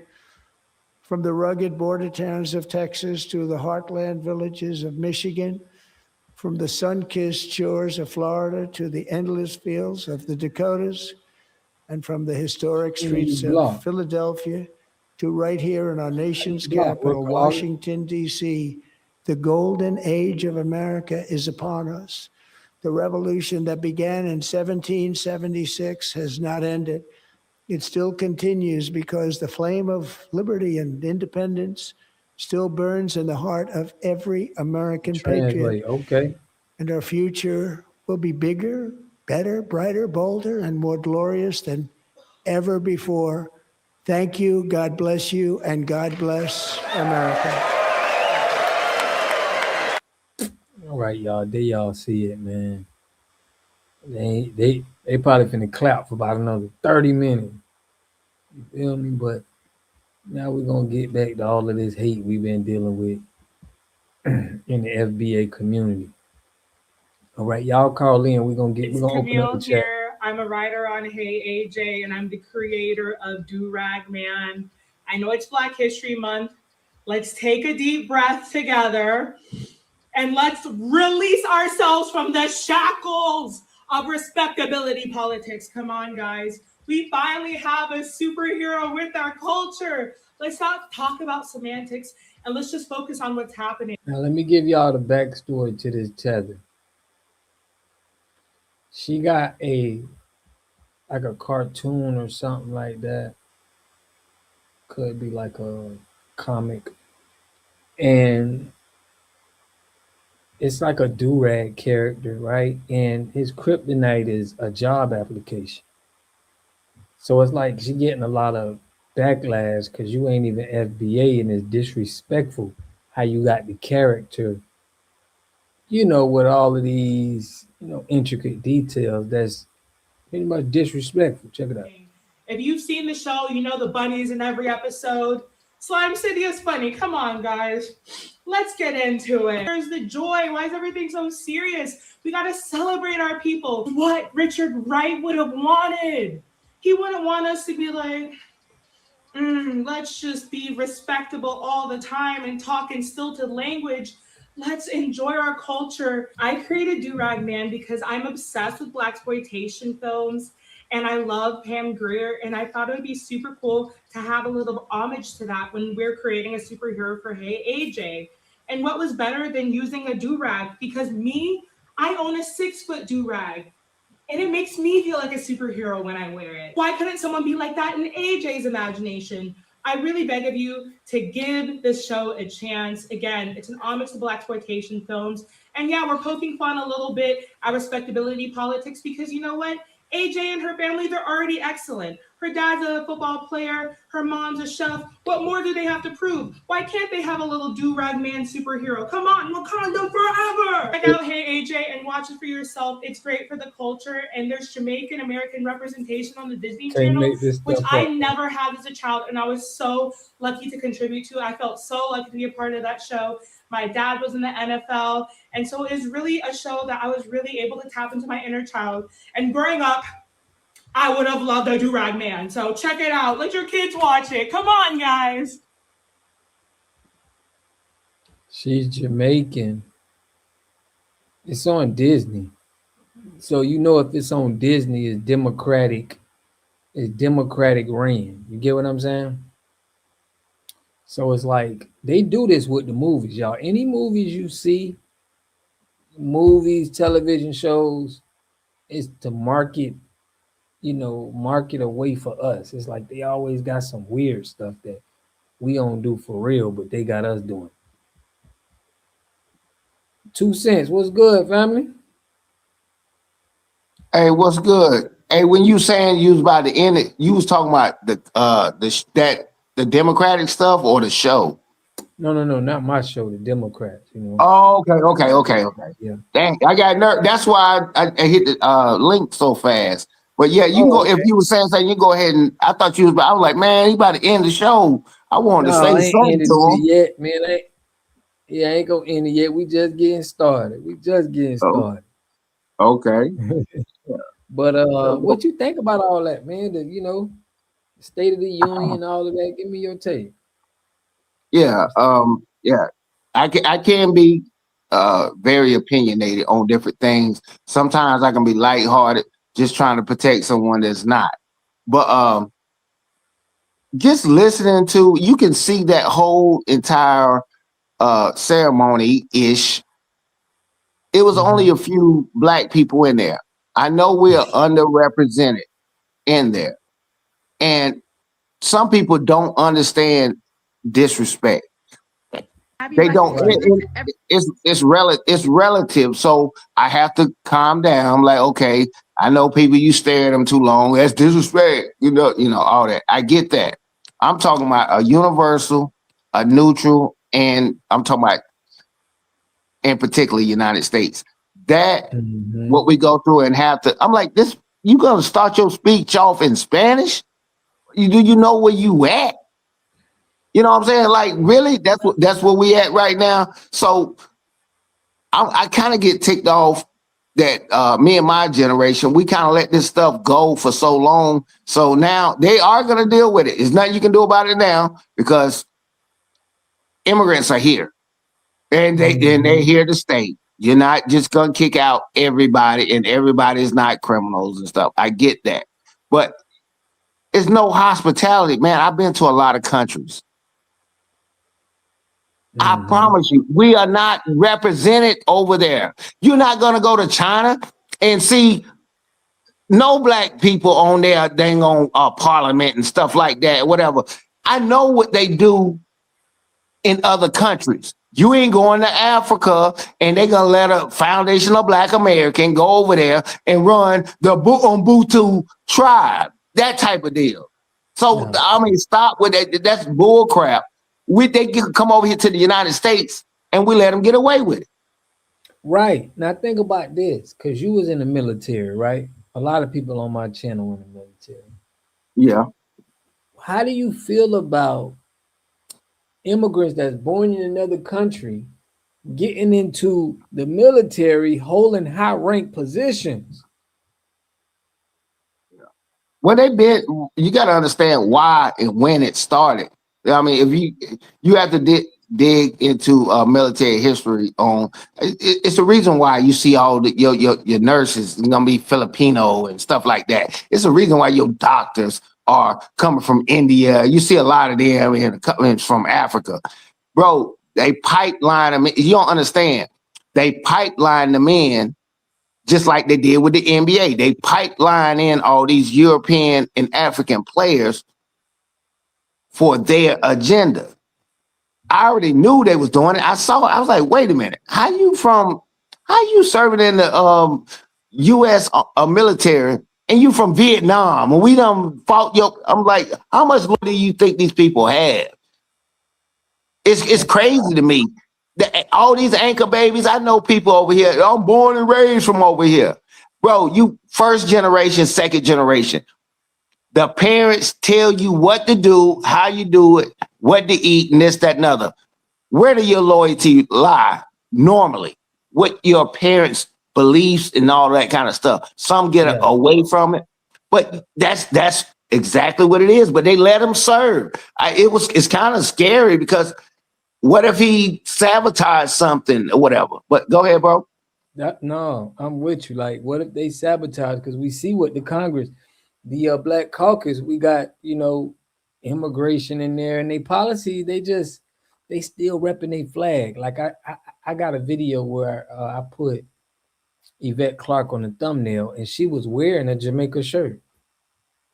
They throwing their flags. People from other countries rep their flags here, and it's like, dang, we could never do that in their countries. That's what I'm saying. So it's like they wouldn't let us in the military and be a general. Yeah. That's just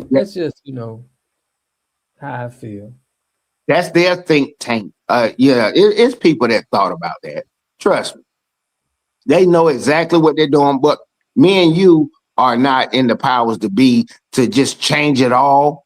But people don't realize, as small as a group that African Americans are, or FBAs in the United States are, we have so much power around the world. It ain't just the United States. See, I know our true abilities and things like that, but that's the whole thing. You better keep us separated. You better keep me away from my family. You better keep me away from, all these other things, because it's going to strengthen. You got to keep me away from the history. Because if you know your daddy played basketball, what you think you're going to do? If he was a doctor, what you think he's going to do? They have to separate it. Bro, I promise you, if you look at read some books on that or watch some YouTube videos, people, they'll understand why it was all strategically done. I applaud them for that. How they strategically did it? Yeah. But I know when I know somebody that could win a game and they had to cheat. Someone said, Reverend Billy. Yeah, it's okay. I mean, people cheat, but at the end of the day, most of the time, if I live long enough, I get a chance to see their karma. I get a chance to see it play out in real time. They did all this horrible stuff, and you looking at all their success right now. No. The universe and the karma, God, they get them. They get them, and you see it play out in real time. You can go down the list: Bill Cosby, R. Kelly, or whoever, Elvis, or what you. I don't want to just name black people, but just different people. You see it play out in real time. Donald Trump is at a point to where I don't want to speak down on. I don't do that too much like that. It's kind of scary on the internet. But he's older. He's an older gentleman. He ain't got but a few more summers left. He don't care what you say or I say. Bro, at the end of the day, he can say, I won. If he depart this earth, he can say he won. Definitely he won, man. He got he put all them tariffs in place, man. But I want y'all to hear this story real quick about how an African had got next to Martin Luther King. And people are saying that's how he got assassinated. Big house is outside and he's upset. And Dr. King said, oh my God, I forgot to tell you, I promised his wife, who's supposed to be a great soul food cooker, we'd have our feet on her table at 5:30. Now it's 5:45, and we sit in the meeting. Dr. King said, everybody rush. And get ready in a hurry. Let's go.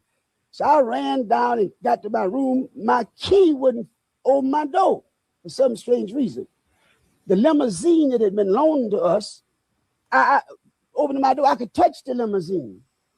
And finally, I heard the driver tell Dr. King, Dr. King, I advise you get your top coat because even though I have the car on, it's still chilly. And the last words he said in this world, okay, Jonesy, I'll get my top coat. And I heard this thing say, bow. And I honestly thought someone had thrown a firecracker into the air. And I looked around to rebuke whoever was that stupid. And I heard something, bloop, fell up above my head. And I looked up and his leg was sticking through the rail. Dr. King only wore one type of sock and one type of shoe. And I knew that was him. I said, oh my God, they got it. And then I had to run about 50 feet down and back up and I got to him. And Ralph was holding his head and Andy was there. And a guy from Africa who had been traveling with us as a newsman from Africa. We found out later on he was working for the CIA. No, the FBI, working for the FBI. And he had taken a lot of... Y'all heard that? Yeah. African worked for the CIA. Let him go. So you know he was a part of it. Let him go. Pictures of Dr. King, and I grabbed him in the throat. I just started choking him because the bullet hit Dr. King right here, and it went round and cut his medulla oblongata. And I didn't want people to remember Dr. King with half his face shut off. So Andy ran and got a towel, and somehow or another they took one more picture after I made him into that camera, and it shows Dr. King down with a towel on his face. But I'm gonna tell you, I was an expert gunner in World War II. When I ran up on that balcony, and I looked from whence that bullet had to come, the distance of that bullet, and just could feel the wind blowing that day. I say, whomever shot that rifle was one of the best in the world. He shot one bullet. And I believe that Dr. King hadn't moved to go back and get his top coat, the bullet would have hit him between the eyes. The bullet hit him right here. But what happened, and then Ralph said, we'll go in and take him on to the hospital. Jose, you get all the staff together. 3 of us saw it, Dr. King, after he was shot. 3 SLC executive staff members. Andy, Abernathy, and Jose Williams. Those are the 3 that saw that body. Now listen to that. So I got in the yard and I was about to lose my cool because I was thinking if I could take some molecules out there and make me some guns and kill me some white folks. And one man said, now be cool. You're doing the same thing you promised me you'd never do. And I started crying. And then I heard Jesse Jackson say, he told me, Jesse, take our people on to the mountaintop. And that didn't bother me, even though I know Jesse got nowhere near him. And then Jesse said, I held his head in my hand while he died. And that didn't get to me. And then Jesse said, look at my shirt. And I looked around, sure enough, and Jesse Jackson's shirt was drenched in blood. And I realized the only way Jesse could have gotten that blood was stoop down on that floor at the Lorraine Motel and rake that blood off that floor and put that blood on him. And I went crazy. I really tried to kill Jesse. They grabbed us and all that, but that hurt me so bad. The other thing was, when Abernathy Nose came back, says, no need of prayer, no need of crying, no need of nothing. He is gone. It's over. He's going to glory. And we called the meeting, the staff meeting, and Jesse claimed to have been ill. And Abernathy told him, Jesse, go ahead to the room and relax. Jesse had to have run like hell that room into that airport because he got out of Memphis to Chicago. All us feeling, everybody was still in the motel. Cut the televisions on the next morning. That was Jesse Jackson in Chicago with that same bloody shirt on, telling that same lie. I've never respected Jesse since that moment.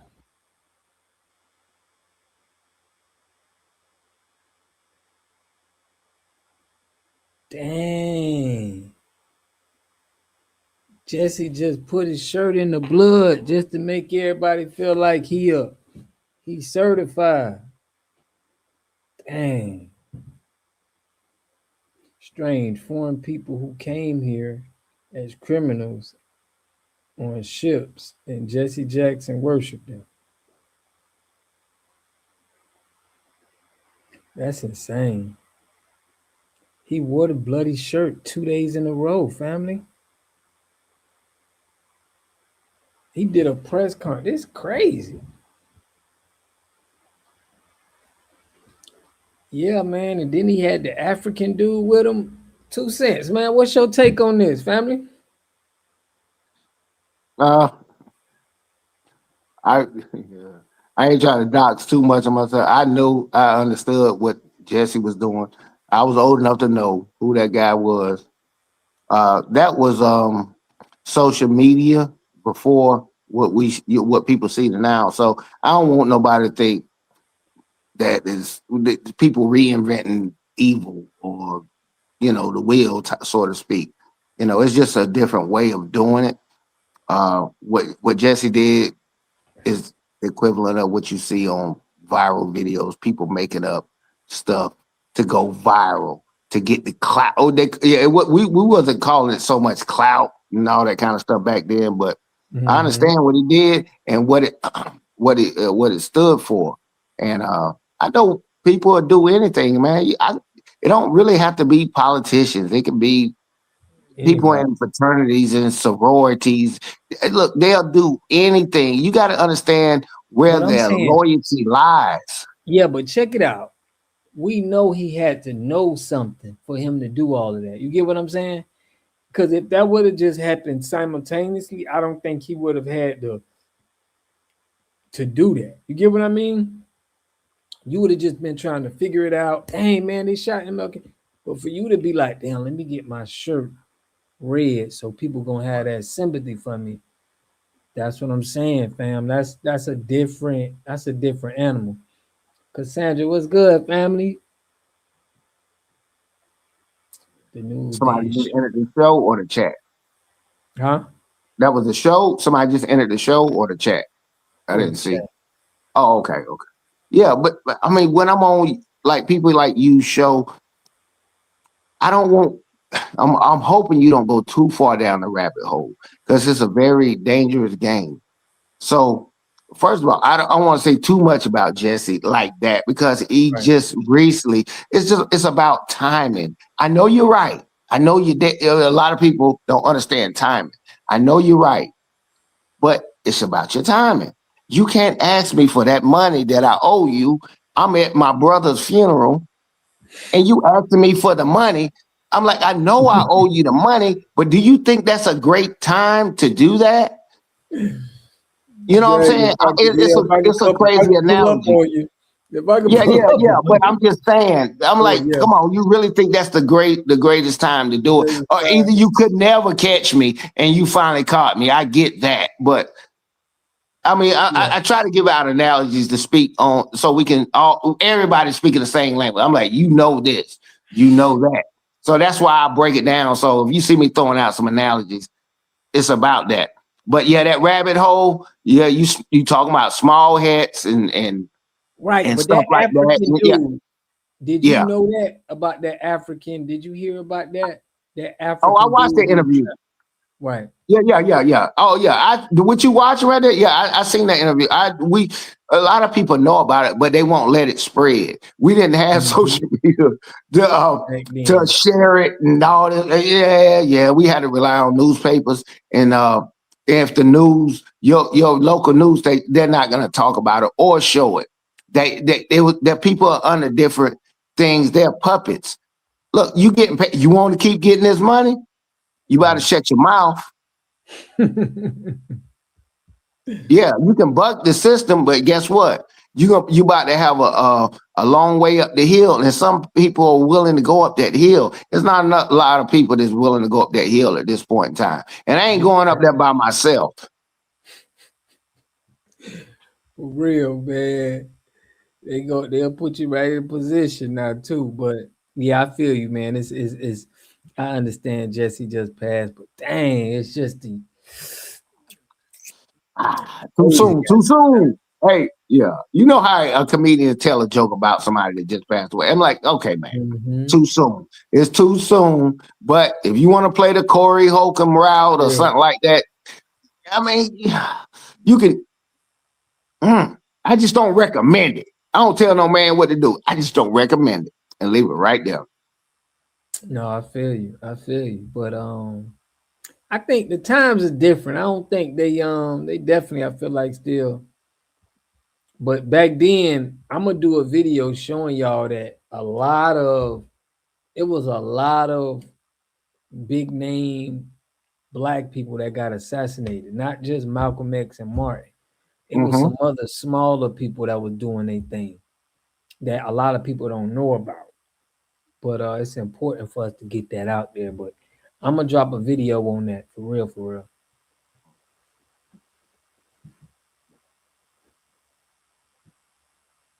Yeah, we had to wait on 60 minutes and Barbara Walters. That's who had to give us the information.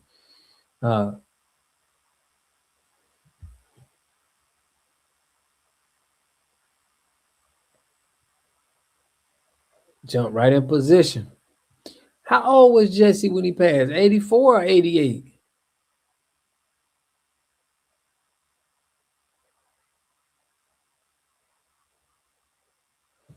Fam, how old was Jesse when he passed? The Reverend Jesse Jackson is 84 years old. He passed away on February 17th, 2026. You hear that? How old was he though? 84. 84, okay. Yeah. And people should be nervous at this point in time because it's too easy to get access to information. Just like it could have took us a while to really find out, grab a newspaper and all this. No, man, AI and all that stuff gonna smoke a lot of people, but the bad side of that, you got a lot of fraud behind it. It's like, okay, now what do I believe? See, we in an era, what do I believe? Was that real? Was that fake? This is a very complicated age that we're about to go through. Man, you can fake everything. You almost can fake everything, from currency to paperwork and you know what I'm saying? All that stuff, check stuff. You can fake everything you want to. Yeah. No, big facts. I'm with you on that.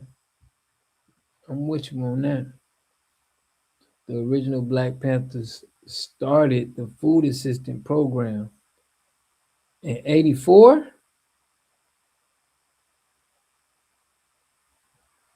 Nah, they started it before that, family. I'm not sure. Salute Rod Carr for real. We already in it, been in it. Yeah, man, YouTube. 57, Lyndon B. Johnson made this statement: I'll have those NIGs voting Democrat for the next 200 years. Now, why would...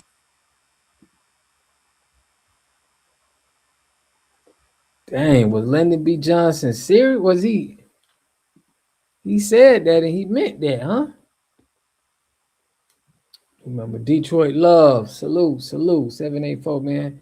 Salute to Detroit, man. Detroit and California been holding me down these past couple lives. I appreciate y'all for real. I was addressing 2 issues. Oh, okay. Got you. Okay. I was like, started in 67. Okay. We don't get here, but I want to hear what this Lyndon B. Johnson. Check this out. I don't know what's up with my they don't want to play. Yeah, they started in 67. Big facts, big facts. Detroit love. Thanks for becoming a member of Detroit. But yeah, y'all. So what year did he say he gonna have black people voting for the Democrat Party for 200 years? What year was that? Because this looked like this is in at least the 1900s, huh? That's a delay. Yeah, man, I don't know what's going on. If they putting a delay on my channel, they don't want us spreading this news. Man, you already know. Quit playing. Quit playing. Yeah, that's nothing. Look, those type of things. What was the dude name? I think his name was Wallace. Segregation today, segregation tomorrow, whatever. They already knew what was. They had plans and they was trying to push those agendas, and they pushed it hard enough because they had enough people to do it. You got to remember, he said that speech in 1963. Hell, the civil rights was passed in 4, 5. Yep, 64. Yeah, bro. I promise you, a lot of people playing checkers. They playing chess. They already got data on human beings. Specifically, they know about you more about you know about yourself being black. That's how crazy that is. But they kept us away from that information. I'm like, man, I done got a little too old to fight like that on the front line, but I can still fight and assist, and that's all I'm here for. If I can't make it better, I won't make it worse. Right. We got to do something as far as political, economic. We got to hit these people in the pocket, really, because that's where it's going to really change something. Other than that, civil rights, 1965. Okay. 65, yeah, that's what I thought. 64, yep, 65, okay. Hey, I understand what you're saying, but you ain't got enough people out here to push that agenda. Are you willing to lose some of that money or lose that distributor? You making all this money, man? Forget them other folk. Oh, See, you mean? Oh, what distributor you talking about? No, I mean like distributor. Like, I got a business, and I work with Mr. Charlie over there, and he supplies this, and we had a great relationship. You asking me to sever that damn near to keep it in our community. I would rather use Mr. Johnson over here, but that's easier said than done. And man, a lot of people got families. Prominent people, most of them got families. They got a kid, got a wife. But this is what I say. Not even going that far yet. It's just this. We got a lot of Chinese restaurant. I went over there in one of my lives, how it was an act where they put the Chinese people over here and they had them with Chinese food. I mean, the Chinese restaurants, but they put them only in black neighborhoods. So we got the Indian, the Middle Eastern corner stores. Mm-hmm. We got a lot of, businesses that's right in our neighborhood that we have to stop spending our money with. Or we got to set something up to where we shopping with our own. That's the first level, I think. Right. I think we shouldn't be spending money. You know what I mean? Like they ain't in them white people neighborhoods. You can't go to their neighborhoods and see Chinese stores and stuff like that. You get what I'm saying? Yeah. Indian people standing there.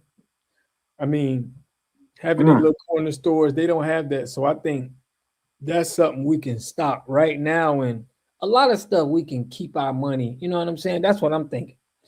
Keeping our money with us. Yeah. Well, I understand that. There's a lot of things that we could do, but don't do. Because that entails a certain level of discipline. Right. And integrity. And if you're raising your kids and stuff, the future, basically, without those qualities, guess what? You're going to get the same exact thing. That takes a certain level of discipline. Okay, I really like them cookies from over there when I'm not gonna go over there no more. This, that, and that. Now I have to wait for a black person to come over here, or you know what I'm saying? It becomes difficult now for the younger generation because I know I don't really care that much, but they have to. I'm on some Lil Wayne. Look, I do what I want to do. Extra lovely put, my neighbors are mostly Asian. I just don't like the ones that look at me crazy. Heady up and buy. They look at you crazy when you walk in them stores. But think about this. Our women, our beauty products for our women, they're dominating that market. Well, they would shut down the whole country behind the stuff that people saying, stop doing this. Man, it was shut down so much stuff. I know what the economic power that we have. Most people don't. We don't educate them. Well, you talking about cancel culture? Oh my God. I done seen so many businesses get shut down behind they did something to a black lady and they did, they can do those things. We get that. But we have an enormous amount of economic power. I know they got money, but guess what? We willing to spend ours, even if it ain't that much. That's the difference. Nobody care about that money you gonna give to Bernie Madoff and everybody else. That's what they do. Insurance and those the stock market stuff, that's how they multiply their money. I dumb but sit over here and watch. Go and spend all our money and give it to every brand out there. And knowing if we want to shut it down on this cancel culture in 2026, we could do it. Yeah. But it's some people that feel like they got them hypnotized. A lot of people feel like they got to spend. I don't know. It's just, even with some of these brands, it's like they feel like they got to spend with them to look a certain kind of way around these people, But we don't see the Caucasian people, bro. They don't be caring what kind of stuff they be wearing. It be us be the ones that's most flamboyant and trying to spend what they, spend on their brands and wearing their brands with that chest out. I hate to see a brother with that all of that, that European gear. I hate to see it, man. Shout out to Land's Jewel. Put the cancel sign out there. What you put? Cancel water, man? But yeah, man, this how we rocking. I mean, it's starting now. That's what I'm pushing, really, man. We got to make sure we spending what they say the dollar circulates in our community for 6 hours. In the white community, it's like 17 days, and the Asian community is like 62 days. So it's dang. What'd you get? Oh, okay. That's the new one there. That I know that what you're saying, but people normally say it a different way about, $1 out of $5 circulating this. Yeah, you done found some new data, because I know you ain't gonna just say something just off the top of your head. No, you already said, yeah, they saying it different now. Because it was the dollar circulate, you know what I'm saying, for $5 and that type of shit. But at the end of the day, that's some new data that you just said. And repeat it one more time if you don't mind. Black people, the money circulates in their community for 6 hours. Caucasian people is 17 hours is 6 hours. Caucasian is 17 days. Asians is 60 days. It's like 2 months. It's an old video, how to sell to a Negro. Dang. But yeah, we spend our money soon as when, we spending that thing. We burning through it. Yeah. But see, the thing about it, you have to know where your leverage is. Mm-hmm. Black people spend their money. White folks, I'm gonna stop saying white. clear people hold their money and put it in some stocks. They rarely give it to some dude that's promising 10 and 15% of returns and stuff like that. And a lot of times they get beat across the head because they get greedy. Because they're super greedy on how they trying to flip their money. They saving a lot of their money. Won't even put cheese on their cheeseburger type stuff, man. I'm like, how you gonna live your life? I don't watch too many of my friends, people, co-workers. Man, get the dang on soda. I'm like, I know you worth way more. And I was like, I don't understand it. But okay, that's probably why you driving that car, and that's probably why you got that house. But I know that's a fallacy. You know, like, okay, if you saving your money all for your kids and your wife, fine, I get it. But come on, man. Come on. Right. You can't do it. You can't save it all. You saying, huh? No, but at least we know as Black people, the numbers do not. Well, they do lie, but yeah, they can lie. But the numbers are what they are. Yeah, for real. Yeah, it's from a credible source. We know what Black folks spending, and they see it and they talk about it. Yeah, we can shut down and cancel. Man, you know what kind of power that is? Traffic. What you mean? What kind of power? I mean, being able to cancel somebody, be like, okay, we not coming to the game no more, and we not buying that malt liquor no more because of this or whatever. Man, you know how they ran Tommy Hilfiger out of there back in the day?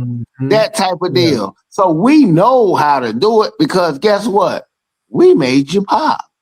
We have the leverage. But when it gets down to it, most people don't understand our leverage, our spending, and economic power. So that's where we end up. And nobody want to do nothing. Right. That's crazy, family. That's crazy. I was trying to tap in to see about that black man who was found hung in Valdosta. Yeah, so we had 2 black men, man, recently just got found hung on Black History Month. That's just kind of crazy, man. Oh, they don't care. Yeah. But at the end of the day, I don't. There's only a few countries that still hanging is a form of making a statement, and they use that, and that's why every time I hear somebody speaking Spanish and talking this about and thumbing their nose up to Black people, I'm like, well, stop it, bro. I don't even have to air them out about the people. They do public executions. They mutilating people on the daily. They selling young kids.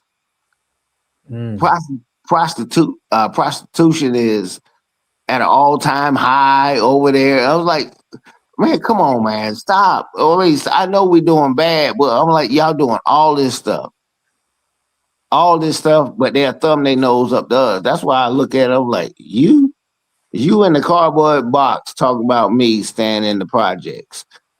I don't stay in the project, but yeah, I'm just making an example. Yeah. For real, man. But yeah, man, we try to we went. I gotta tell y'all what happened on our we had in the Discord, we had a woman we let into the Discord, and we didn't want to get involved in her. We want to get. I mean, it ain't like we didn't want to get involved. We was just trying to do our thing, but she pushing us to do her thing, and just snapped on us because she claims she fighting for Black people, but snapped on us, snapped on me because we ain't moving fast enough for her with her project on, calling out the CBC.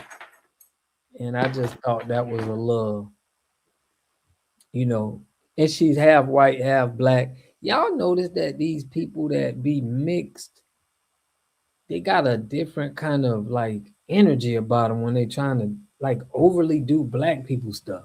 Do you see that 2 cents? You ever heard of that? Yeah.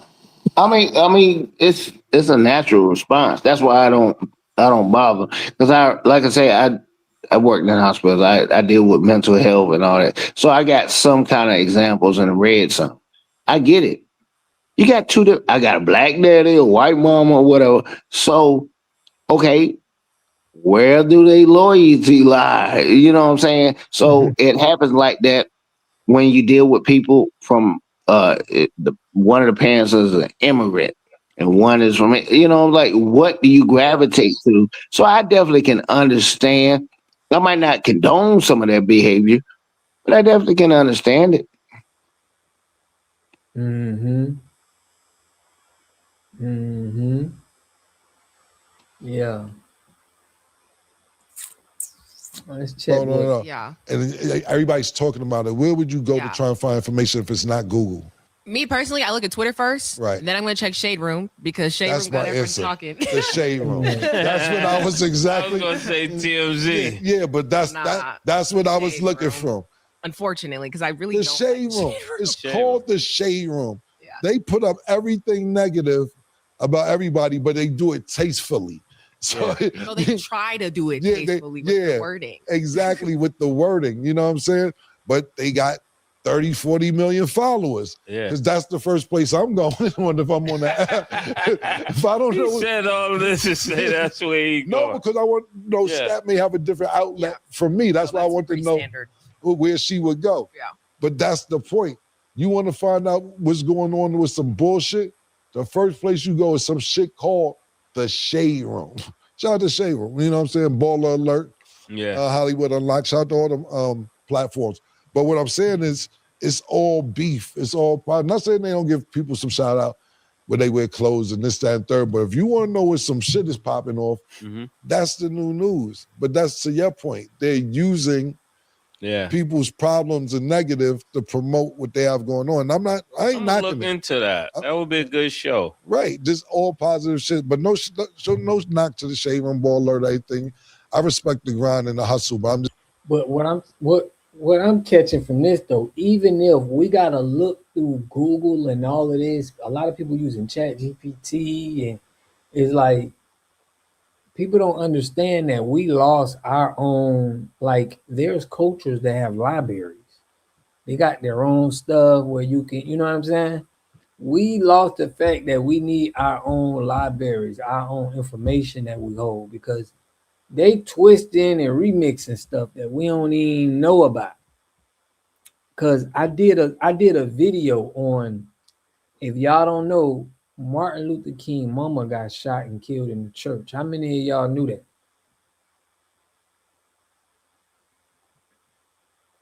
It was in 70, I'm gonna say 72. I'm gonna look it up though, right? Martin Luther King mama got shot in the church, and it was a black man, right? When I found this out, this was years ago. I mean, you know, I found it out. I think an older person told me, right? They did another special on it, I think last year or the year before, right? And they said the dude that shot, he was a black man. The dude that shot Martin Luther King mom, they say he was an Israelite. He was like this crazy Israelite that was just, you know, but I'm already thinking about it like, bro, this was a setup. This was after MK Ultra. This was like 3 years after they stopped experimenting publicly with the MK Ultra mind control that they started in 1950, where they can have people mind control and they can have them assassinate people. This was a part of the military. A couple years after that, that's when this crazy dude was saying like, "Oh man, he took out MLK mom in the church," and said that like, you know, it was people that wanted him to do it, pretty much like the church, the Israelite church he was in, wanted them to do it. When I looked up the church didn't exist no more. There's no records of the church. right? And I was debating my homie about it. And he was like, man, the church probably went out of business. And I'm like, bro, you can still find other churches, like you can still find other stuff that was in that same time. But that's just something that's crazy that people don't, it's not like out there. Like they don't push that kind of information, but this is something that happened. Martin Luther King brother died suspicious drowning. Yeah, he died of suspicious drowning. So 1972, there you go. Workaholic. It was in 72, fam. But all I'm saying is it's New York Times wrote the story. Like, they revised the story from what they did back in the day. And they revising it saying that he was an Israelite. And I'm like, why would they say that? You get what I'm saying? And that was it was propaganda for what was going on. So we probably gonna see something like that with FBA. Them niggas raised $1 million for that boy. For what boy?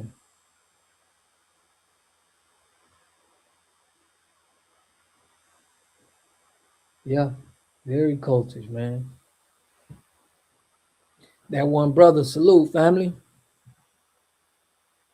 Trust that FBA intuition. Yeah, for real, man. They still use blackface to commit crimes. Let's not forget that. They're masters at it, for real.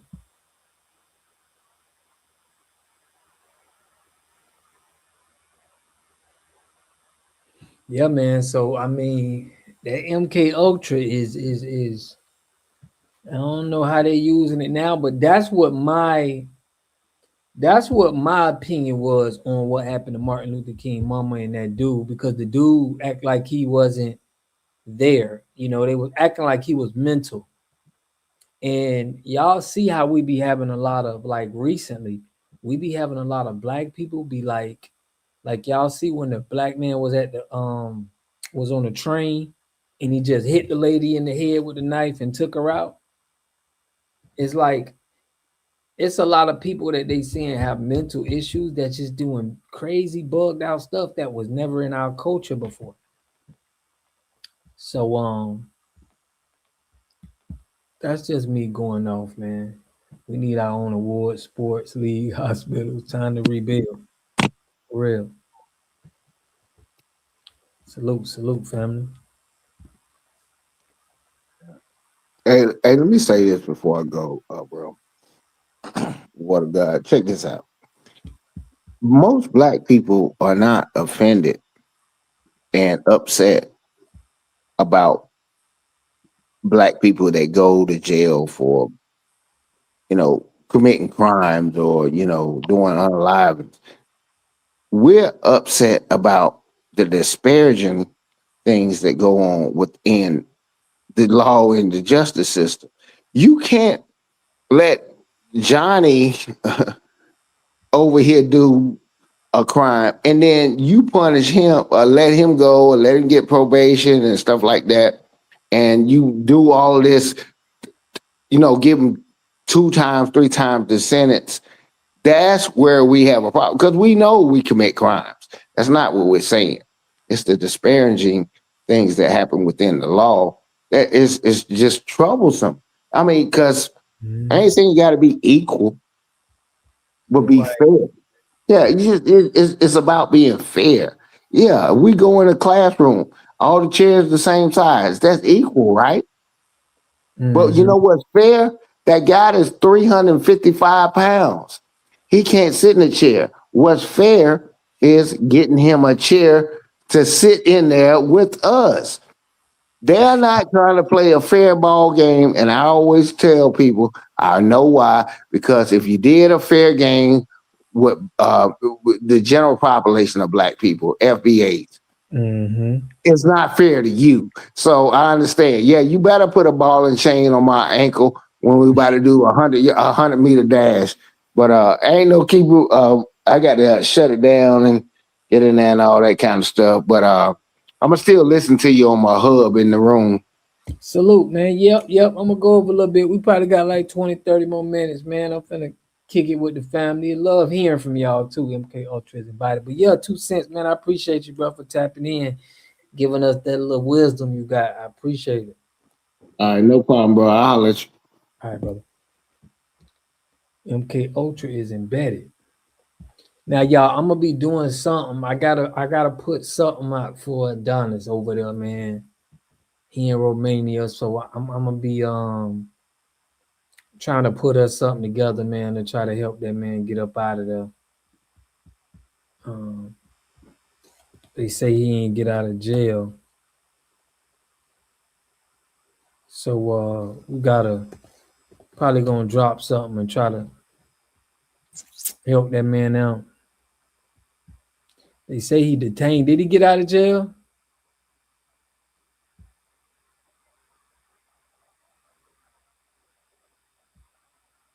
I thought somebody told me that, you know, he wasn't out of jail, but I'm gonna probably try to.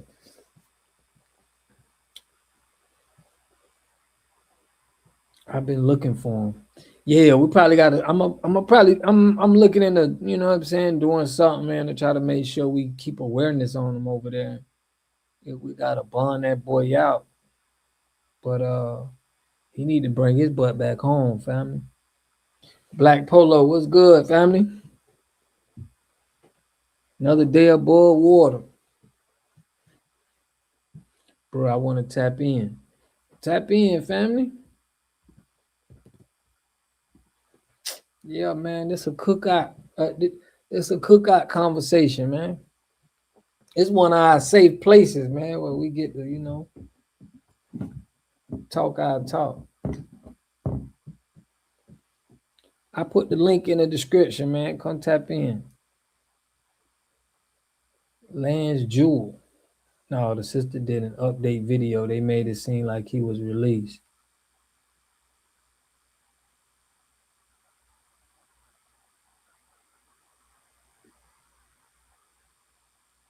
Yeah, man, them crimes and laws out there crazy. Oh, appreciate your work, Harlot. Yeah, man, we standing on the business over here, man. I appreciate you tapping in, family. I appreciate you, man, kicking it with my people. Come call in, Lance Jewel. You say you want to tap in. Oh, you meant with the you mean with helping Adonis out if he you know, if he messed up over there. Yeah, we just gotta make sure, man. We ain't got no allies. Ain't nobody helping us but us. So we gotta, you know, on this channel, we like the committee that makes sure, you know, we stepping on stuff out here. He got house arrest, so he home at least. For real. Dang, your first time here. That's what's up, man. I feel like home. That's what people be saying when they tap in, man. That's what's up, family. Yeah, we be hearing that a lot on the channel, man. I appreciate that y'all feel comfortable here, man. But yeah, we go live Tuesday, Thursday, Friday, and Sundays. You know, but we try to stay on topics that's affecting our community and, you know, our policies. You know, we try to stay strictly on us, family. That's what's up. But yeah, we got to check on him. If he on house arrest, he should be good. My first live also, but been watching your content. That's what's up, Keith Cunningham. I remember your name. You know, I've been remembering you in the comments. But first live, yeah. Yeah, man, we like to hear from the family. Yeah, tap in, Lance. But the movement, y'all know we got the delineation movement, but we also trying to push keeping the money in our community. We trying to push keeping the money in our community, making sure that, you know, we got the right businesses in all our communities to compete. Y'all know I play that video of of Claude Anderson, Dr. Claude Anderson at the end, man, and he always talk about us setting up our goods and services. So I definitely trying to push that, family. That's where we could start small. Yeah, salute to Kimmy. Yeah, we got the Discord, man.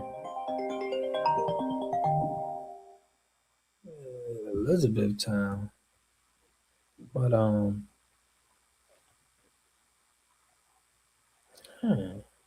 Elizabeth Town, Kentucky, man. That's crazy. I see building as an initiative, just what I was looking for. Facts. We need you too, man. We need y'all, fam. That's why we pushing this content out. We trying to catch on to the real ones, to the solid ones. I know it's a lot of us out there. Yeah, man. Somebody just called me. That's weird, bro. Somebody calling me from Kentucky.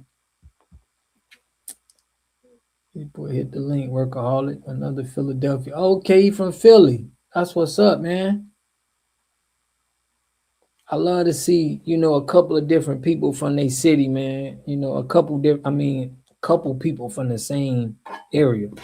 Cause now I know that we can really touch down in Philly, in Detroit, in California. We strong in Florida. We got some people, man, on the channel pretty much in everywhere. New York. Hell, it is Kentucky. Hello? Oh, shoot. To accept, press 1. To send a voicemail, press 2. Okay, I ain't know that was you, family. I thought you was hitting the link. You hitting the phone line. Okay.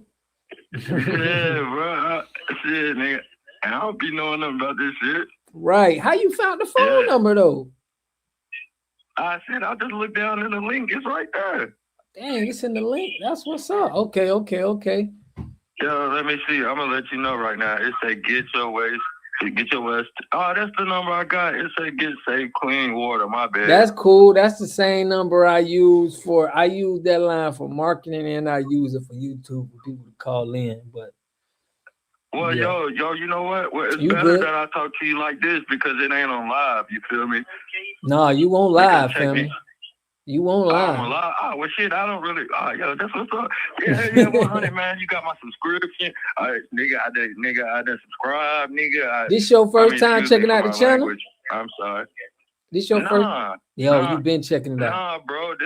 You earned my subscription, bro. Dang, for real? Nigga, yeah, you earned it, bro. Nigga, tell me, nigga, I seen Beaver, nigga. You love your family. I seen Big Beaver. I seen the Big Chief.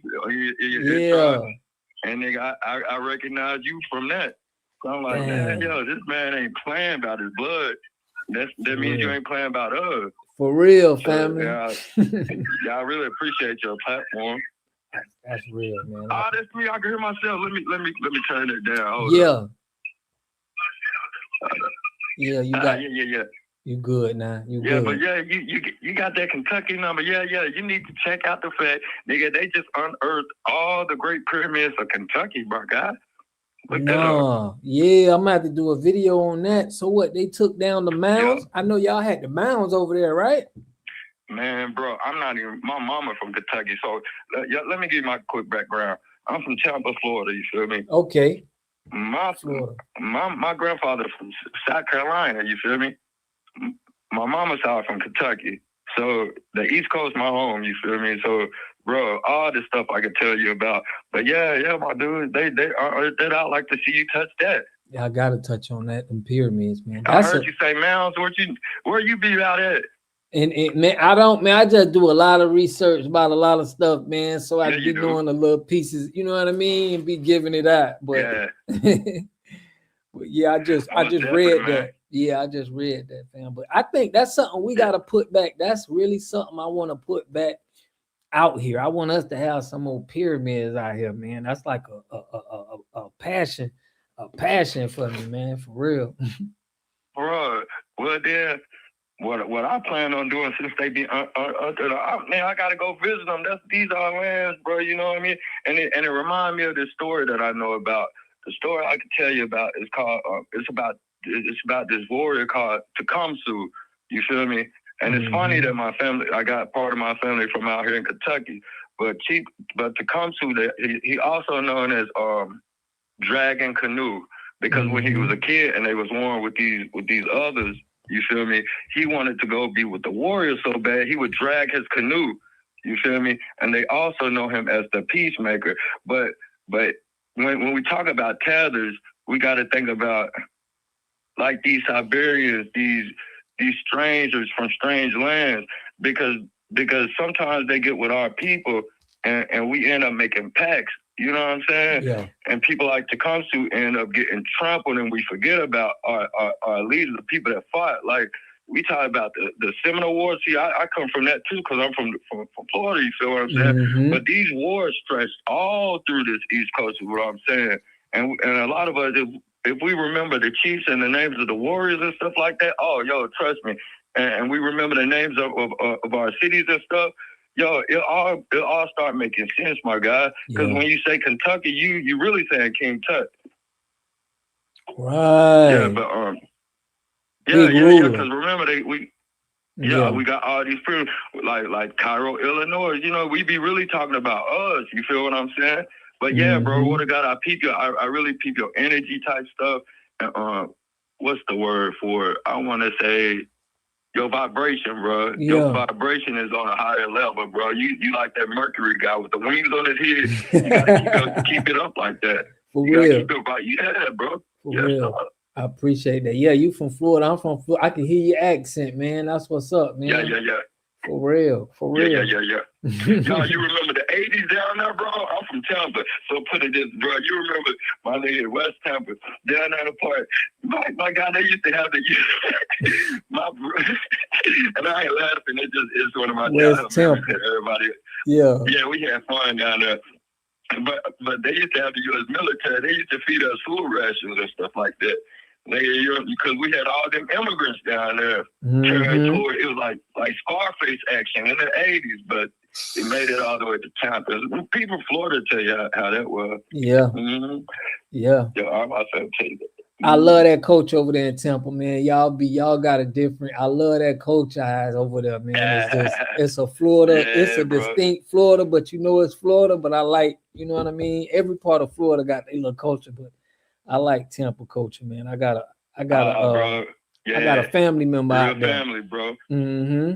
All right, if you got family, you got family, bro. Hey, for real. And every time I see my kind, bro, we don't be days apart because we in the blood. You feel me? Like, man, my baby cousins, because my cousins have cousins now. My cousins have babies now. So all the babies, all that. And bro, when I see that you love your family like that, yo, he's supposed to be an introduction of the greats, man. And I'm just going because I just want to rock out with you real quick, and man, let you get back to feeding these people that knowledge, bro. But yeah, you earned my subscription, bro. I love you, man. Hold that shit down. Love you too, fam. Love y'all too, you man. got that number, man. I might send you some stuff, whatever, just so you can get you. Yeah. You know what I'm saying? Support you like that, bro. For real, bro. You got to join the Discord, man, because we be trying to link up with people, like-minded people, bro. And you feel like you know what I'm saying? I ain't even got a Discord, bro. You just put me on. I just put you on. Yeah, I'm gonna put it in the chat, fam. So it's gonna be in there. We're gonna keep rapping. Yeah, we finna put flame to this fire, bro. We got to. Hey, more power to you, bro. And always remember your grandpa hiding, bro. You feel me? For real. All right, fam. Love. Man, I love talking to y'all, fam. That's what I'm saying, bro. It's therapeutic talking to y'all, fam, on this every Tuesday, Thursday, Friday, and Sunday, man. I like to see when we connect for real, man. Really connect, man. I'm so glad I started this, man, and being able to connect with so much people. Y'all, we got about 55 people in the Discord. So Kimmy got it in there. Kimmy, you could put that Discord in there for him. You know, we had a crazy woman in the Discord just now, man. Every live is a family reunion. That's how I want to have it, fam. It feel good, man. You know what I'm saying? Got like-minded people. We do be having some trolls now. Be coming in trying to disrupt our positive energy we got. So we trying to do better with, blocking our space. But I put it in the chat, boy. Yeah, for real. So I definitely want what's brother name? Workaholic and homie just called, man. Let me see. Yeah. Lance Jewel, man. I got you. I gotta remember that, fam. Water, I downloaded Discord, but I don't know how to get to your page or whatever it's called. We gonna put it. Yeah, we got a link that you gotta have. It's a private link because my Discord is private. I don't let people just come in and we gotta actually give you the link. And we're gonna have to we be giving it on here once we see, people that's down with us. We throw the link out there, but it's in the chat, man. She just put it in the chat. I'm gonna try to duplicate it real quick. So I'll put it right here. That probably ain't gonna do y'all no good, but it's in the chat. But on Discord, TDub261. Okay. You just tapped into it. All right. That's what's up, family. But yeah, man, we just exchange information. Yeah, okay, T-Dub in there. T-Dub, I see you, family. We just need Levon.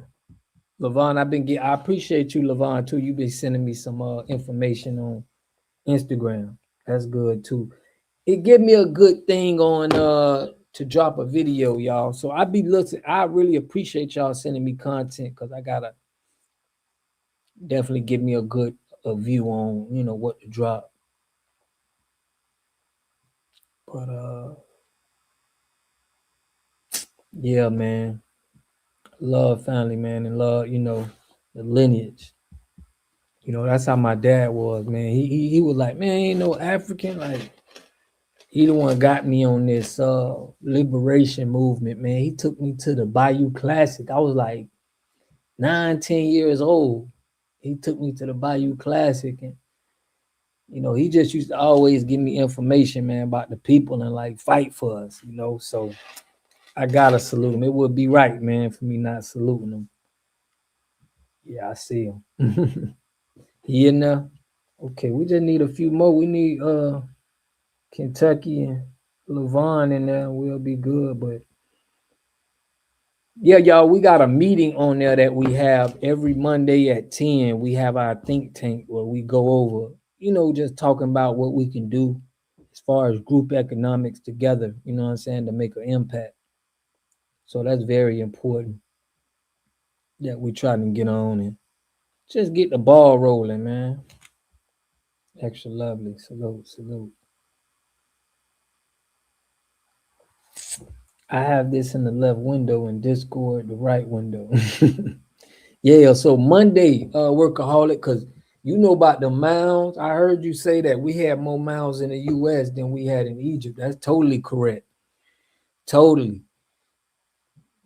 Even deeper, we went over there and gave them the game. That's how they was able to build pyramids. It came from us, so salute, fam. Yeah, but when we hit that link, I want y'all to on Mondays at 10, we go over group economics.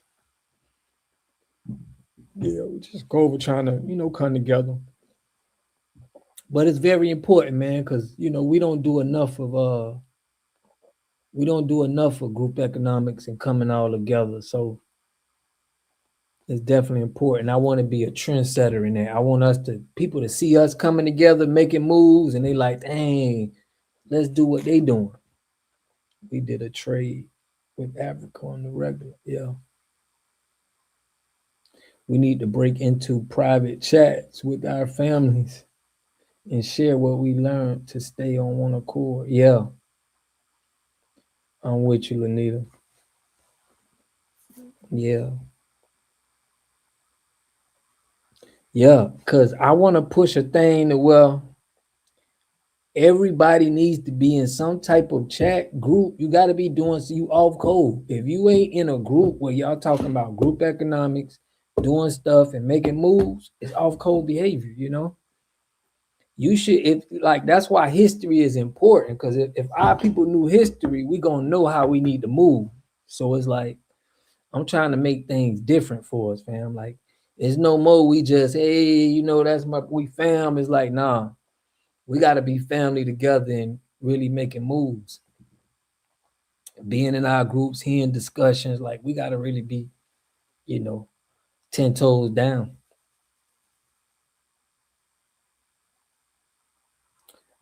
Nah, word up. Y'all Discord is connected to Palantir. Dang, is that a good or bad thing, TYB?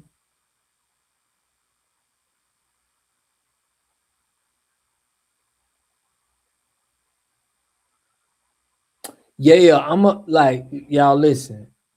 I gotta give y'all this. Discord is about to start like checking ages and they bringing this verification in, man. You know, so we're probably gonna be moving to Substack, you know. Once they start that verification stuff and trying to like, you know, keep a hold of us, we're not gonna be putting nothing on there no more. But I'm gonna keep all y'all updated. We're gonna let it be known. But I do got my Substack in my description because YouTube just flagged a channel. I mean, they just took down my thumbnail on the video. I put a video of two black men getting hung. And the title of my video was, you know, another black man got hung. And they kind of like only 100 people was able to see the video. It's like, and I've been getting thousands of views. So I don't think they liked it that too much. You know, me talking like that. Cause nobody really covering the story right now, like about the black man getting hung. And it's like they ain't trying to push that at all. But yeah, Levon and that's good, man. Yeah, we're trying to keep this family atmosphere. Yeah. So that's why I want people to make sure they on my Substack, because then I get to get your email. If anything happens, I get to email everybody and be like, "Oh, y'all, look, this is what we doing." You know, we started a new channel, or we started something. But I am working on. Shout out to Don Jeter, man. He got me. We working on an app, so it ain't gotta be on no Discord or anything. It's gonna be, you know, an app that we got. Y'all, We Awakening got an app. Brother, he stand on FBA, stand on FBA business, and he sells pretty much herbs that can cure people, you know, that you can take and it could, you know, take away cancer and stuff like that. So he had to be more private in his thing. So I'm looking at how he got his app, and we trying to get that. We something to have freedom of speech. Yeah, freedom of speech ain't free, man. It's a cost to it, you know. And that's why I'm trying to have as many supporters as I have right now, because then I feel more comfortable. Because y'all all got the info. Appreciate you, Lanita, for becoming a member, man. I definitely appreciate that. Yeah. Lanita. Yeah, man, the black man from Georgia that got strung up was an African. I like to still see justice, but he wasn't FBA. Man, I'm starting to think this stuff is political, fam. Like, politics got something to do with this. Cause y'all seen how Dr. Umar Johnson was talking about us, and you know, he got this DFA. It's like I'm starting to see how stuff that happens to us is political. Just like Black Wall Street, it got burnt. They talking about a black man whistled at a white woman or something. Every time they want to burn down our town, they make it seem like a black man did something to a white woman, and they come in thrash. So, yep, African Diaspora Channel has an app. Yeah. So that's what I'm trying to work on behind the scenes. That's why I want y'all to support the channel, man, so we can support getting independent. You know, still have a YouTube. If they let me on here, we'll still do something on YouTube. But we want to really have that private because, y'all, we really trying to make moves. We ain't just on here just talking, you know. So we need privacy. We need control. You know what I'm saying? So we can't just be shut down and in silence. So you put he going wild.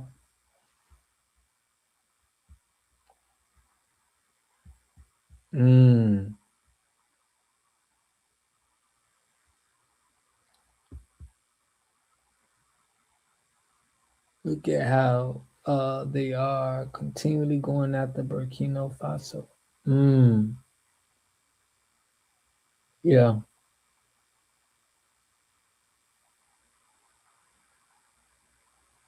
Yeah. It was more than one in Atlanta, right? Yeah, it was one in Valdosta and one in Marietta, Georgia. So, yeah, y'all, we had a lady sending so much messages, fam. We're going to have to put some, Kimmy, we're going to have to come up with some. Hopefully we don't get nothing crazy like that, but, you know, that was weird to me, you know? Same game plan too. Yeah, true story, by the way.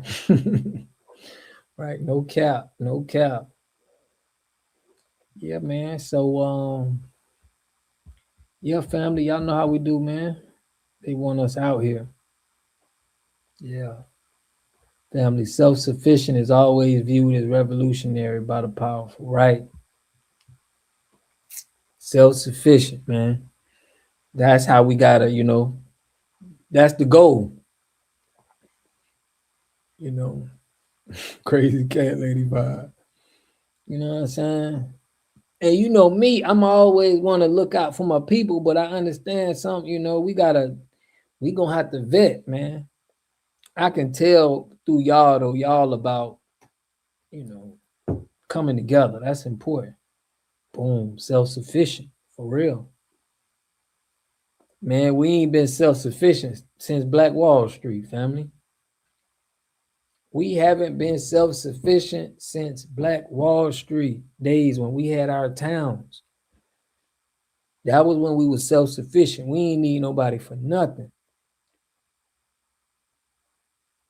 Yeah, the signs was, you right, Levon, it was, you know. That's why we need some of y'all soldiers to be like, you know what I'm saying? Because I be giving my people sometimes, but it's real out here in the field. People got real, you know, they don't know how to handle themselves around our, you know, around family. They just get crazy. But you right, it was on the wall. I peeped it and I should have moved accordingly. Yeah. As soon as she said she was coming. For real, fam. Yeah, man, but yeah, y'all know how we do. Shout out to Don Jeter hit me like Don Jeter was like, as soon as when she posted something in the chat, my boy Don Jeter came immediately, man. But yeah, y'all, we trying to keep it, you know, it's a lot of people, so we probably gonna have to keep it to like, you know, probably gonna have to give us one good, you know, I ain't gonna say one, just, you know, nothing overload, you know what I'm saying? Notice how they start our history with slave trade. Yeah, that's crazy. It was way before that. In America, we had people that traveled to, we had a king that traveled to Europe and was, you know, King Tatarian. They don't talk about the kings and the big players that was here in America. Black people too.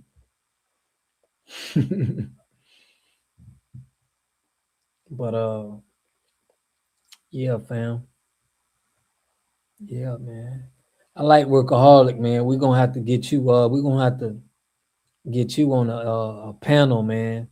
So my goal is, family, too, like for this channel and for the network. I see how if y'all know like a Antoine Daniels, he got this far right, like a Officer Tatum, but how he jumped on YouTube and have a panel, and I think he got like a 15-man, team, and he was showing that he was doing like 100,000, 120,000 a month. Angel does.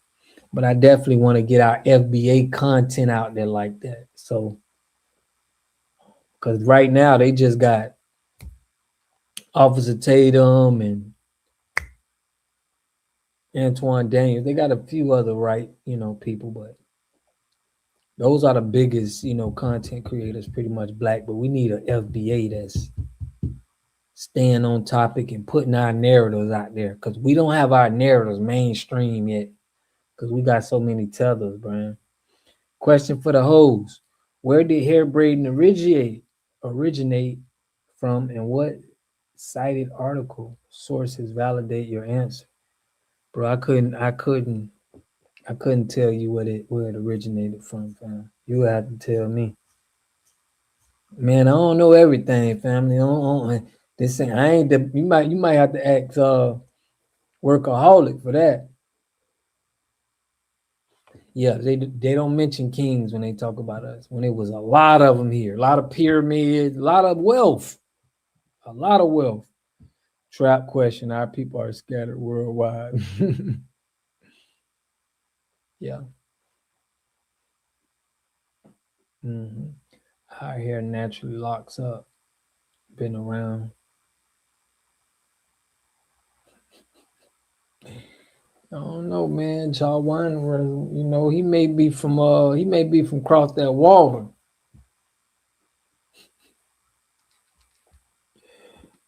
Hell, he may be from across that water.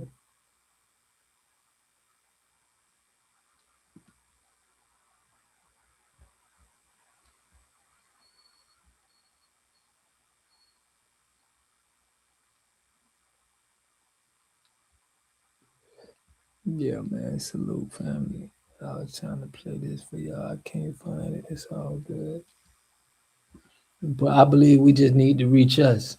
Everybody else will be in our business anyway. Yeah, you right.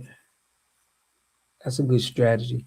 But we got to get in the media, man. It's like we got to have our own media. You know what I'm saying?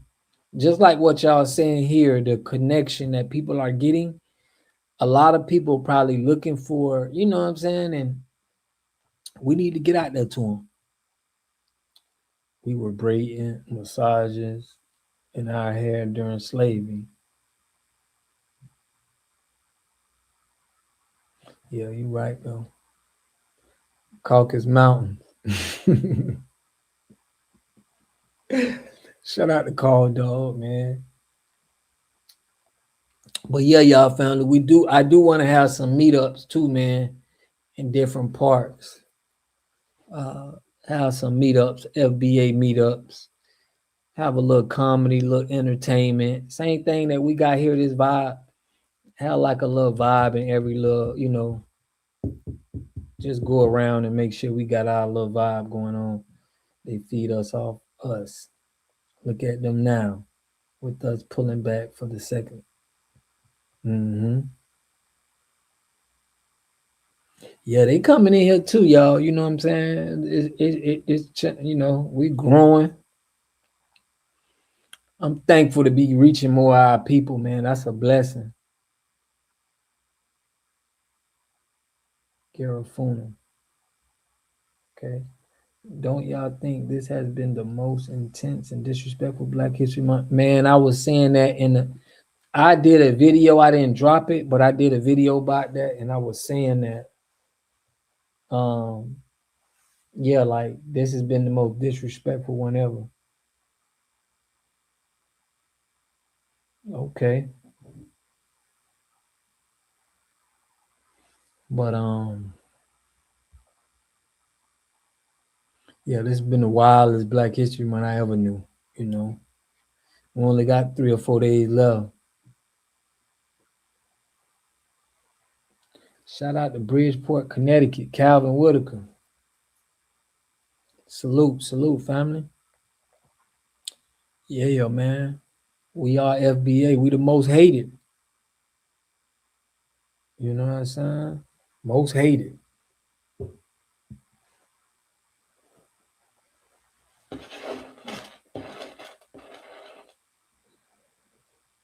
You put Zeno said Africa never branded their heads until they saw us. Yeah, and they only did yarn on a string of hair.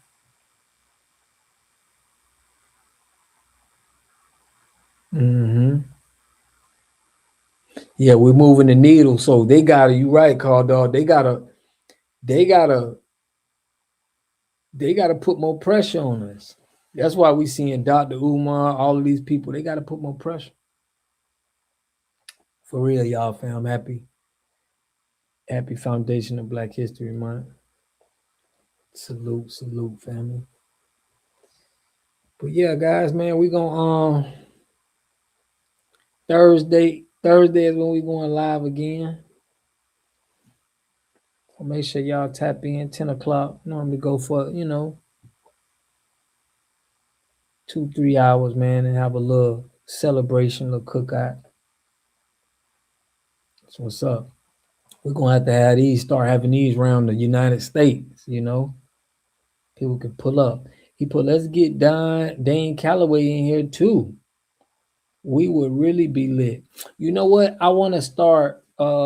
Somebody said that about the channel that I need to start getting guests and having some guests come through and just pretty much do the whole, do the whole podcast thing for real. Shout out to Don Jeter, man. He was like, bro, I need to go 100 with it. A lot of people, once a lot of people support you, they be wanting you to just go full throttle. I appreciate that. This Black History Month was the most hated. Miss Dana, thank you, sweetheart. You are doing your thing. Yeah, link up. Yeah, man, just get more brothers, like-minded brothers. I think that's going to be a part of our next. Yeah, salute to Dane, man. Dane Calloway. I was he was one of the ones, man, years ago. I was checking him out.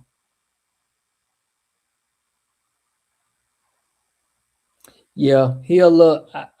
I wasn't gonna say that, but yeah, Dan Calloway, he said some things that, but I mean, 95% I can kind of relate to, but it was some little off thing. Queen FBA, yeah, it's all good. You all late, man. We about to close up too, man.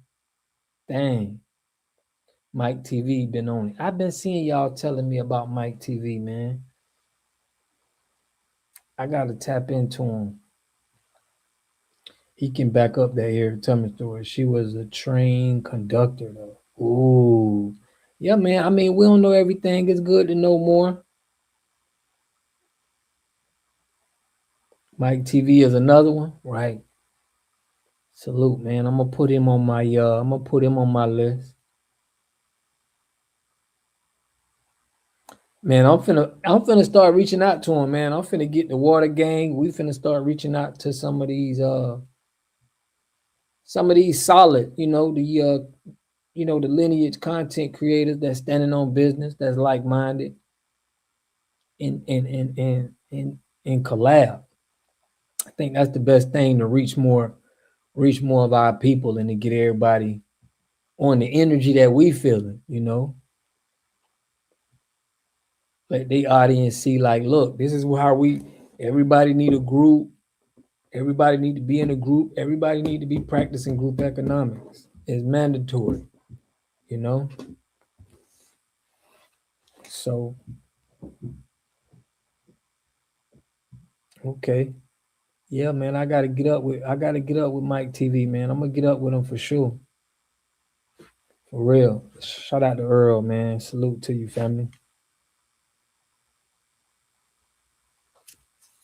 Mike TV was dissing me? Dissing, though. He was dissing FBA?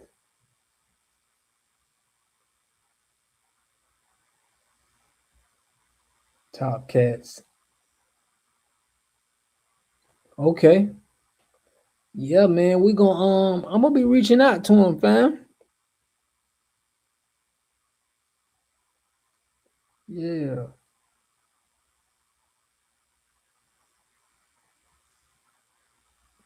Mm.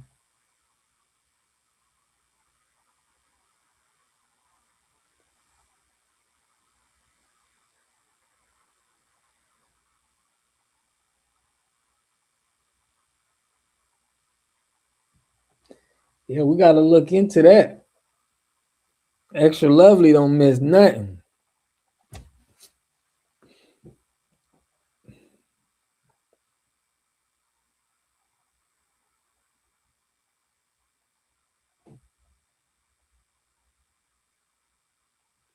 That's crazy. Extra Lovely, man. We'll see.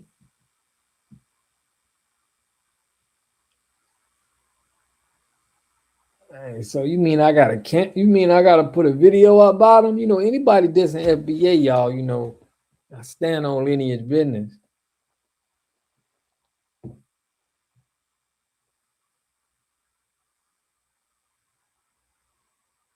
Okay, so you put FBA and someone who can trace their lineage to Native Americans are two different things. He wasn't dissing FBA. Okay. Okay, so it was a little bit of misunderstanding. He was saying how we are dumb for questioning people about their lineage.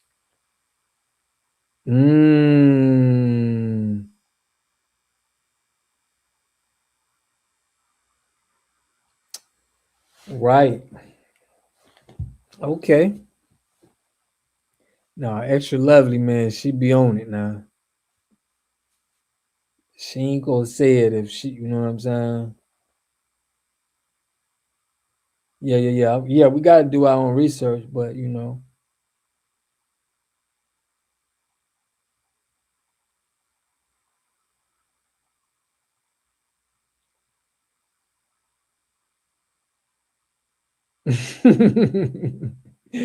Belt the ass for real, man. I might need to pass on him. She said black is a misclassification form. Blackness, Mike, it's a FBA. Dang, Extra Lovely, you subscribe to him and unsubscribe? Yeah, I gotta dig more deep into him. But I've been getting a lot of people telling me about Mike TV. I never checked him out though.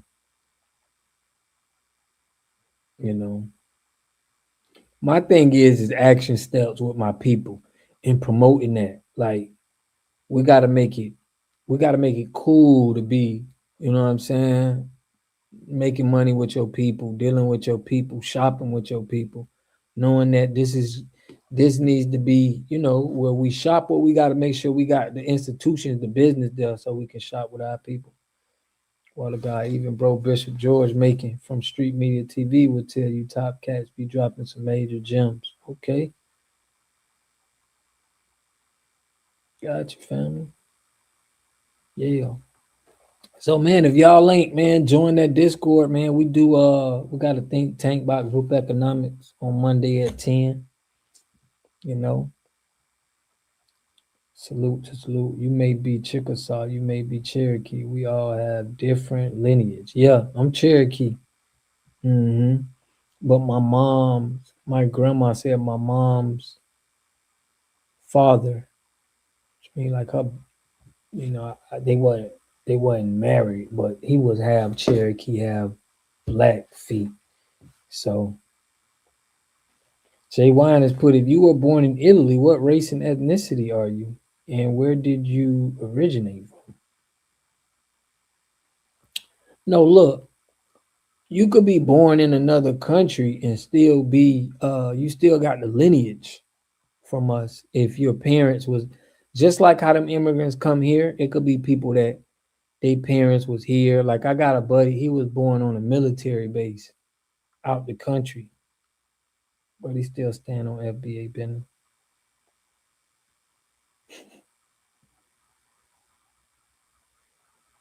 Brother Sanchez.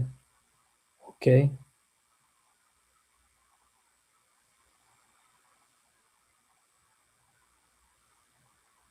For real.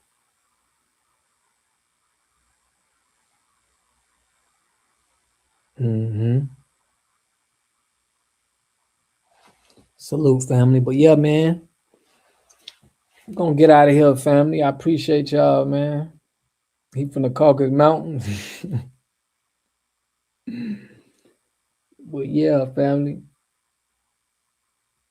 My oldest known native ancestry is Best Benny. Yeah. I appreciate y'all for holding that down. We gotta watch. We gotta watch him.